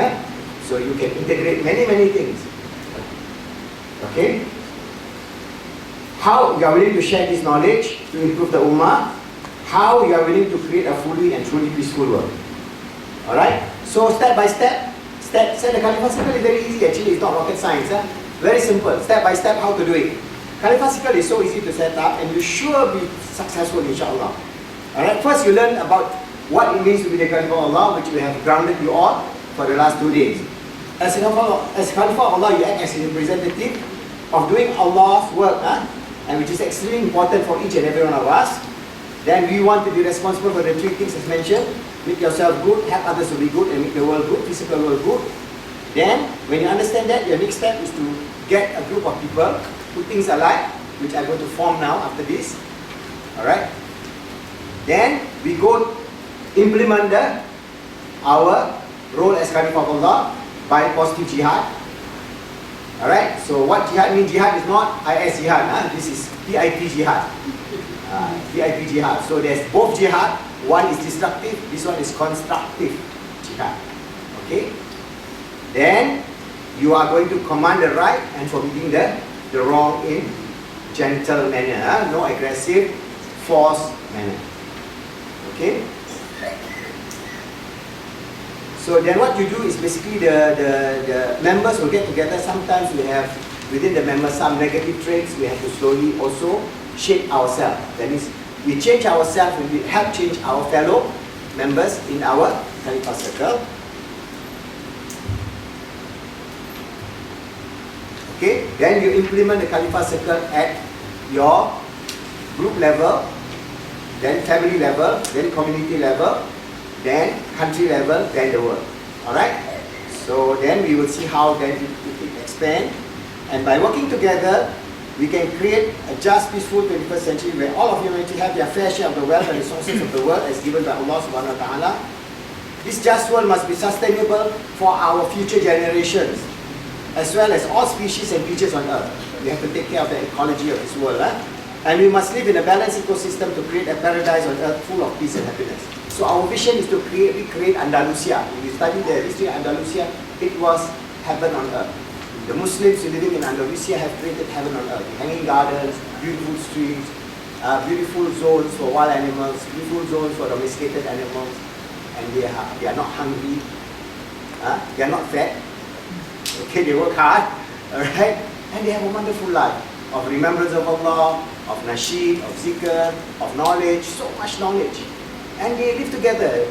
Within Andalusia, you have the Christians, you have the Jews, you have the Muslims, you have people of every creed, sharing knowledge, learning together, living in a peaceful, beautiful, holistic, artistic country. You see the artists, Alhambra, subhanallah, with the waterways, with the water channels, they created everything. So it can be done. So those were the glorious days of Islam. So what we need to do is to have a vision. You say, okay, we have done that. Why not we try to do it now? Okay, in some way or the other. Alright, so what we need to do is we really make use of this plan, Khalifah Circle, to assist in our lives. Then we would, in a generation or two, help to transform the ummah. Alright, how to do this positive jihad? I will explain to you. Using PIP for positive jihad. Alright. So what we need to do is there are two levels. One, we are talking about how to change the structure of the world. That is, this positive jihad to create a just world. Alright? So the primary focus of this just world is a big picture. That means we are talking about big picture first, then small picture. Why we are putting a big picture is the big picture gives you the global vision. Alright, because you go from small to big. But you must know what is your final destination. What are we talking about when we talk about Khalifah Circles? It is a social movement. Social movement. What we have to do, okay, you go to page 567, you can see promoting a just world ideology in all levels, starting the family, local and national level. So we are trying to teach a just world. Just world not only for ourselves but for our society and for the world. Alright? Organizing programs and campaigns to eradicate modern day slavery, evil or oppression such as forced labor, child labor, transborder human trafficking, sex slavery, prostitution and so on. There's a lot of work to be done there. For example, like our sister Azra is involved in refugees, feeding 1,000 of those refugees. These people are running away from oppression. For example, like the Rohingya, where they have been killed mercilessly, and so on. Okay? Organizing peaceful but forceful campaign to reduce the gap between rich and poor. So we're not talking about taking arms, we're talking about using social media, using human rights to change the world in whatever good ways that we can. Promoting safe workplace, occupational safety. We have an occupational safety specialist here. Where is? Yeah. Alright, this is very important. Okay, ensuring accumulation of retirement funds. So all of us, if you want to retire after reach 55 or 56 or whatever age, we need to have some retirement funds so that we can live with dignity. Alright, we're not thrown to the streets. Working together with international organizations to increase taxes on all rich people. So if you have a lot of money, why not you pay more tax? Now, if you have more money, you pay less tax. Alright, Donald Trump is doing that. The rich get more cut tax break, the poor pay more. Alright, now you add a lot, in a lot of countries they add a lot of VAT or GST. So the poor pay more, the rich get away with it. I mean, this is terrible. These are all the tricks of the rich to enrich themselves and to make us all ours poorer. But then we have to fight back. We fight back. How do we fight back?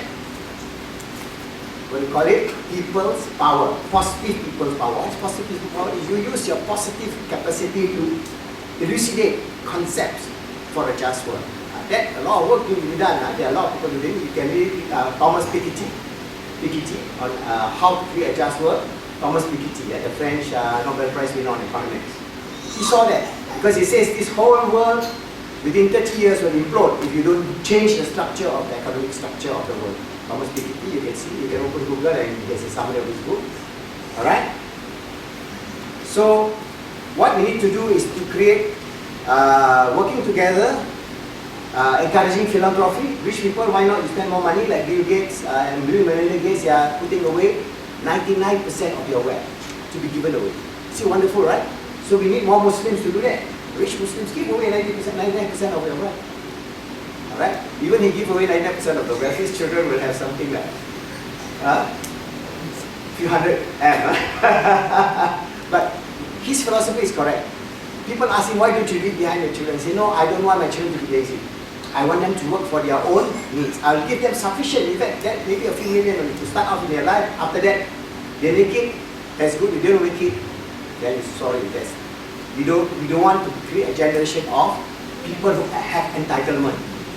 So he has a good idea to do that. So we can duplicate that among ourselves and our families, and if we have wealth, try to do that. Teach our children to be self-enterprising. Give them the opportunity, teach them, and then leave them. Alright? Inshallah, I'm trying to do that. So I'm not leaving anything, to be taken away for fun. No, you work for it. Build your own little fund, and then you can grow that fund. If you're smart, maybe you're hardworking, maybe you can make your own 50, 100 million or whatever. You can live comfortably, no problem. Okay? Alright. So we create, for example, citizen trust fund, equity funds, so that ordinary public can own funds without manipulation. Now there's a lot of manipulation in the stock market, so that's why it's very dangerous for you to play that game. But if you can have a big fund, now they have this crowdfunding, crowdfunding and all that, which are very good. You can use it. If run Islamically, it can be a very powerful tool to actually harness the funds of the Muslims. Because a lot of Muslims put their money under the pillow, not used in any manner. Okay, so crowdfunding is one area that you can use. Promote Cooperative movement, so we can use cooperative movement. Promote free flow of low-cost universal healthcare. There are a lot of models that we can give healthcare almost for free. Alright? So we can do that. For example, like we have Dr. Shetty in India. He created one whole system of open heart surgery. And his open heart surgery costs only $2,000 US. Alright? Full open heart surgery, $2,000 US. But if you go to Mayo Clinic, it will cost you $500,000 US. What you do here is an assembly line. You cut here, you cut here, you cut here, you cut here, you come into the end, stitch, stop, done. So he has 8 or 10 cardiologists working in steps. So one patient come out without another one coming. It's like production line. But his success rate is even higher than the best clinic in the world. Dr. Shetty, you go to the YouTube, Dr. Shetty, you see there are people doing that innovation. So it's very low cost, very cheap. There are many models of healthcare that we can do, especially the third world. For example, using your apps to diagnose disease, for example, infectious disease. They have malaria and so on. So from the apps, you can check whether this guy got malaria or not and how to overcome it and so on. So there are many ways that we can use technology to harness that. Then universal or free low-cost health universal care, promoting free universal education for all children at primary, secondary, college and university level. Why not? Everybody who wishes to learn can have a university education. Alright? One of my dreams is to create a hybrid university, inshallah. So we start with PIP online first lah. Now we have face-to-face and then hybrid. So now we start with PIP certification. But one day, inshallah, I have registered a university called Global University. So I'm going to register it and open my office in Dubai. Because Dubai invite online, full status online university. I can set up there. Have an office, give your program, and then can start promoting to the world. But in Malaysia, it's a bit difficult because they have a lot of other constraints. So I can have my Global University in Dubai, I have my office there, I have my staff there, and we provide universal, low cost, free tak boleh lah. We have to cover some cost, right? It's almost for free. Then you can learn Islamic psychology, you can learn IT, you can learn all the soft skills, even the heavy skills, liberal arts especially. We need people now, not of sciences, not of engineering, not of STEM, not science, technology, engineering, maths. You need people of arts, artistic skill, architecture, environmental design, build design, so many things that you can do to make this world a beautiful world. Alright, that's what I call the under-recent ideals, which I inshallah in my next book will how to recreate Indonesia in the 21st century. Okay, beautiful. You read all those things, say Subhanallah, they have done a good job. Alright, so we have models. So it's not that we are searching for a non-Muslim model. We have our integrated holistic model within the Muslim world already. Okay, so come again. Yeah. You said we don't need to cadet. You said now we don't need like engineers. No, we need, but there's too much emphasis on that. You see, we need. I'm not saying we don't need. That's a misquote. We need science, engineering, technology, and maths. But there must be a balance. Now every parent will push their child. Hey, become an engineer, become a doctor, become a lawyer, become whatever. You know what I mean? So the emphasis is, you see, holistic life consists of a lot of things that make you happy. You know? So there are many things that the whole full spectrum of skills that you have, it must be within a society. A society cannot be a very small group of people doing engineering only. You can't. It will be very unbalanced. So you have a lot of problems there. Okay? So engineering is important. But then you can mix engineering with humanities and whatever social sciences that you can go with. Okay, so must have a balanced education. Okay, then integrating permaculture with positive psychology. That's why I was talking about permaculture. I have one chapter. Chapter 10 is on permaculture, of how we have to create this Andalusian way of life. Alright, the future way of life is not the way of life in which the last 50 years was based on assembly line production. Okay, Ford came up and developed the Ford system of assembling the T-Ford model. So you put one worker here, one put the tire, one put the cap, one put here, one put the everything. So one line come out to the end, took one car. So he was the first one to develop this whole process of based on assembly line production in the sense of in a very big way. Alright? But that work, all the assembly line work will be taken away by robots. So there will be no more assembly line work already. So in 10-20 years, all the robots will replace. So there will be millions and millions, billions of people without job. Right now, for example, now Adidas is printing your sports shoe in Germany. They have a 3D printer. You know your sports shoe, Adidas Super, whatever it is, they just put the sole, click, click, click, put into the 3D printer, took one shoe, out. No hands. Then you come and buy and use that. What happened to the hundreds of millions of workers in Indonesia, in Vietnam, in China, in Bangladesh? Yeah. This is the world, this is the future. So we have to rethink about the future of work. So actually Islam has an answer. That we don't need to work like hell. We don't need to work, 12 hours a day. No. You see, Islam is a very good system. If we can integrate that into our lifestyle, it would be very beautiful. For example, if we have a permaculture farm where we can farm everything, we can have we have organic chicken. You want organic chicken eggs, you have chicken eggs there. You want to have veggie, you have veggie there. You have fruits, you have fruits there. It's like Jannah. Go around and pick. All you need to do is spend 5 hours a day. So you wake up, exercise, go to your farm and do all your work. Just before Zohor, have a little bit of siesta. Nice or not? Wake up, Zohor, you go and pray. Then you do a little bit of Quran. After that, Asar. After Asar, play football. Or play with your grandchildren. Nice or not? It's a wonderful life. At night, go to the mosque. Do some zikir. Do some nasheed. Do some knowledge. So in between Zohor and Asar and all that, you do some your studies. So you can create a beautiful world, a balanced world, where you're happy. You have enough food to eat. You're taken care of. You have a community that will look after each other. Wonderful. Then you have a little mini hospital there. You have a little Dr. Shetty like assembly line. You got heart problem, okay, come. We do some tweet there. So many things that can be done with technology. Alright?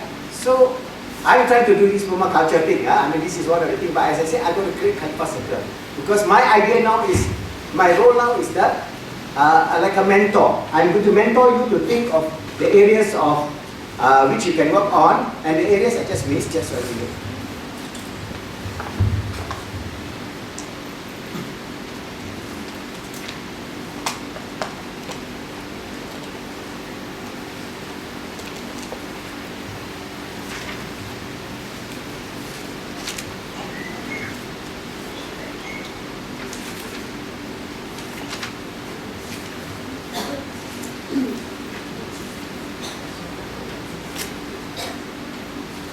Okay, we have this secondary program, page 569. So what we're going to do is basically develop each child's potential in whatever way we do to become the Khalifah of Allah. That means we infuse the idea they are wonderful creatures, they are all Khalifah of Allah, so they can contribute towards their own future and the future of the world. Improve education and school system, especially Islamic school system, vocational training, skill development. Implementation of Khalifah method, family development, youth transformation programs, youth counseling, giving them good direction, projects for empowerment of women, poor, handicaps, etc., clinics and community hospitals for the poor and needy, holistic healing centers for counseling and healing of those with mental, social and psychological problems. Okay, that in Singapore you already have your club here. Later I give Dr. Bibijan to just make a 5-minute talk on that. Alright? Social and economic accreditation project for all sectors of society, like adult learning, study group, lifelong learning, open universities, etc. Entrepreneurship and small business development and networking.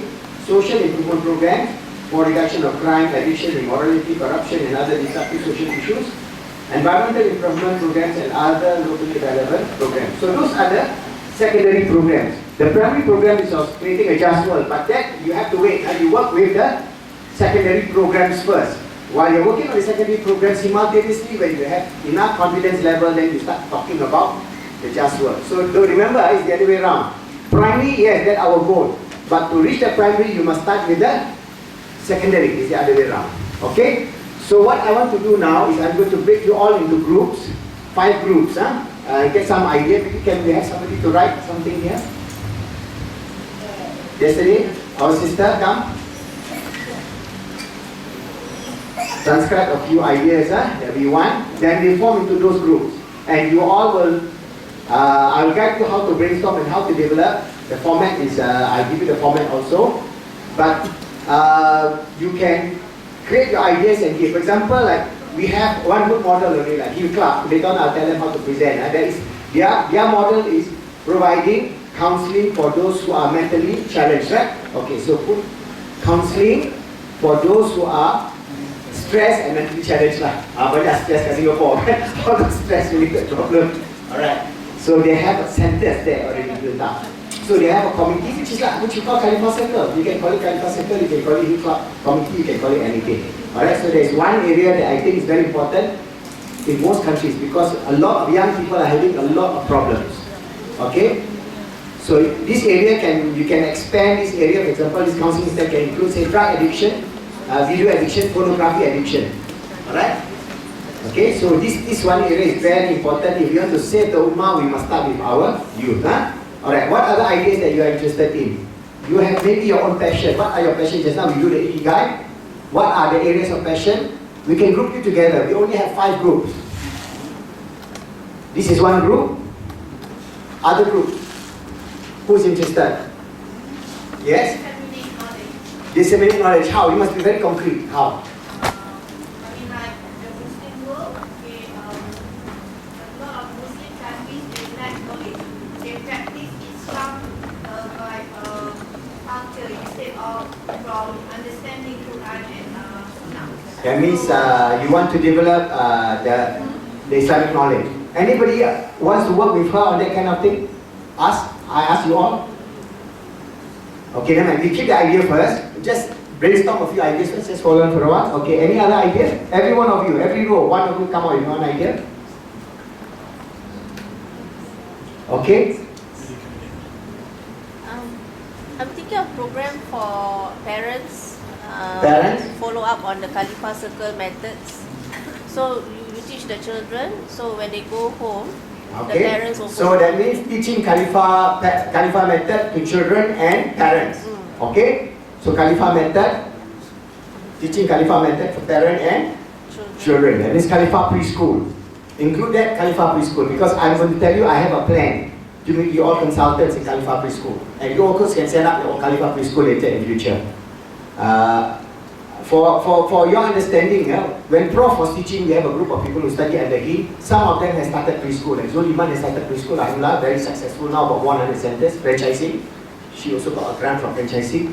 We have also others that's alike like that, like Little Caliph, they have more than 500 centers. Alright?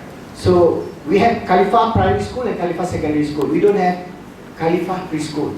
So, I'm developing Khalifah Preschool, but it's not owned by Khalifah Foundation. It's owned by you. You learn and then you implement. My hope is that 20% you donate to Khalifah Foundation. 80-20. And then if you don't want to open, then you can become counselors. Khalifah method trainers and consultants, which you got paid for the job. For example, like as you say, you talk to parents, right? You compose, bring 20 parents. Each of them you charge 50 ringgit. 50 ringgit for a half day seminar. It's cheap, right? 50 ringgit. Then you bring the children, you teach them all about shaping process, about all the Khalifah method, the full spectrum of loss of learning and so on. You teach them, teach the parent. Alright? Then you charge 50. You have 20, that's 1,000 ringgit, right? So 800 for you, 200 for Khalifah Foundation. But you must be certified level 1, 2, 3, 4 of this PIP trainer first. So I'm structuring that. Okay, so that's one area that you can do. Preschool, teaching of Khalifah method to children and parents. Okay, any other idea? Brother Mahmoud has an idea which we share together. Yeah, share, brother. Share. It is about using Khalifah method in teaching prison inmates. Prison inmates. Prison inmates. Yeah, Okay, that's a good idea. Yeah, because we realize that most of the people that have been sentenced to different terms in prison, instead to come out rehabilitated, they come out with the spirit of increment in terms of their criminal activities. So this Khalifah method, we want to make use of it in rehabilitating such kind of criminal ex-convicts, so that when they come. That's one section. Yes, it can be done if there are enough people. As I said, we are only forming 5 groups today, but later on you can form your group. Huh? Okay, but today we are experimenting only 5 because that area is a very heavy duty work. Huh? Not easy work, unless you're going to work and meet with all the criminals. Idea can be good, but implementing it. Okay, so we see how if there are people interested. Because we break into 5 groups today. We have 2. Any other idea? Okay, yes? I think to form a reach to the Youth. youth. Youth training program. Yeah. Youth counselor and training, okay? Youth counselor and training program. Okay? Youth counseling and training programs. Okay? We have reached to the parents, we have reached to the preschool, now we reach to the youth, good idea. Alright? That means peer group counseling, youth to youth. Okay? So there's a very nice way, easy to do. And also you can earn a living. That means you do youth camps, integrated youth camps, not boring, But the young people, they have to have experiential learning and all that. Don't worry, those kind of things I can teach you. All that was my past history. Okay? Alright. Anything else you can do? 3 already. Youth. We have preschool. Parents. Youth. What else we have? What else we have? Okay, those who want to earn a living, I can give you the idea. I'm trying to create a team of consultants under KEF, Khalifah Education Foundation. They can do corporate, HR and governmental projects. Those interested, I'll certify them, get them going, and then mentor them. My HR experience 30 years, so I'll bring them into this area. The same idea. They can have their own company, they can be freelancers. We also can have a team from our HQ that will then bid for projects, because for foundations it's easier for us to get government projects. In fact, recently we had demand from Malaysian Navy. Malaysian Navy want us to do something, but we don't have the consultants. We are not trained, so we have the opportunity, but we cannot take that project. They want to train all the officers in terms of Khalifah method and positive Islamic psychology, but we don't have that. So you can see we can lobby for big projects, but I must have about at least, to go that way, I must have at least about 20 consultants who are working with me. Alright, in terms of positive Islamic psychology. This is more of positive Islamic psychology. Khalifah method is more for preschool. We are splitting into 2. So we are actually, the logo and the methodology, we are patenting. Khalifah method belongs to Khalifah Education. PIP also belongs to Khalifah Educational Foundation. You see the logo there on your certificate, later on you see that it's there. Alright, so that is consultancy services, right there. Consultancy, human resource, consultancy using positive Islamic psychology.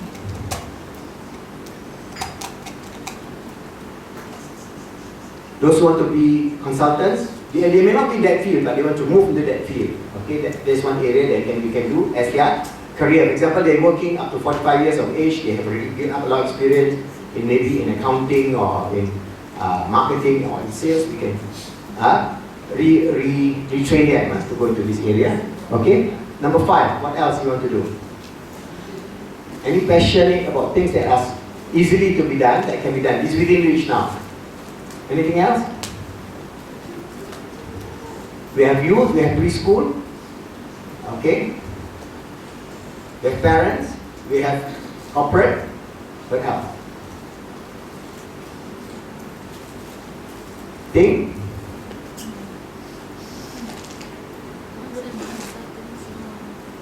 What else? That you think is that our brother want to work in the prison? I wish you luck, brother. Good work, fantastic idea. But take a lot of grit, a lot of work. Sabar. Okay. Anything else? Anak yatim, orphanage, orphans. Okay, you want to work with orphans and refugees? Like Sister Azra, you can join Sister Azra. Alright, she has her Refugees. That's her organization. So They call it Social Action Program for Refugees and Orphans. Okay. Alright, now we have this 5 group. I want you to break up. Choose your passion. Now I've given you your Ikigai. Now try to reframe your Ikigai towards any of these 5 areas. So we have group 1, group 2, group 3, group 4, group 5. Huh? So group 1 is over there. Alright, group 2 is in the center, group 3 is here, group 4 is somewhere here, group 5 is somewhere here lah. I think 1, 2, 3, 4 can be here. Alright, or some of you can be on your table. Use this table lah. Just move your chairs only. Alright, if you are interested in counseling for those who are stressed and mentally challenged, will be there. Don't move first, but I want you to hear Dr. Vivijan to talk about Clark Hill, how it's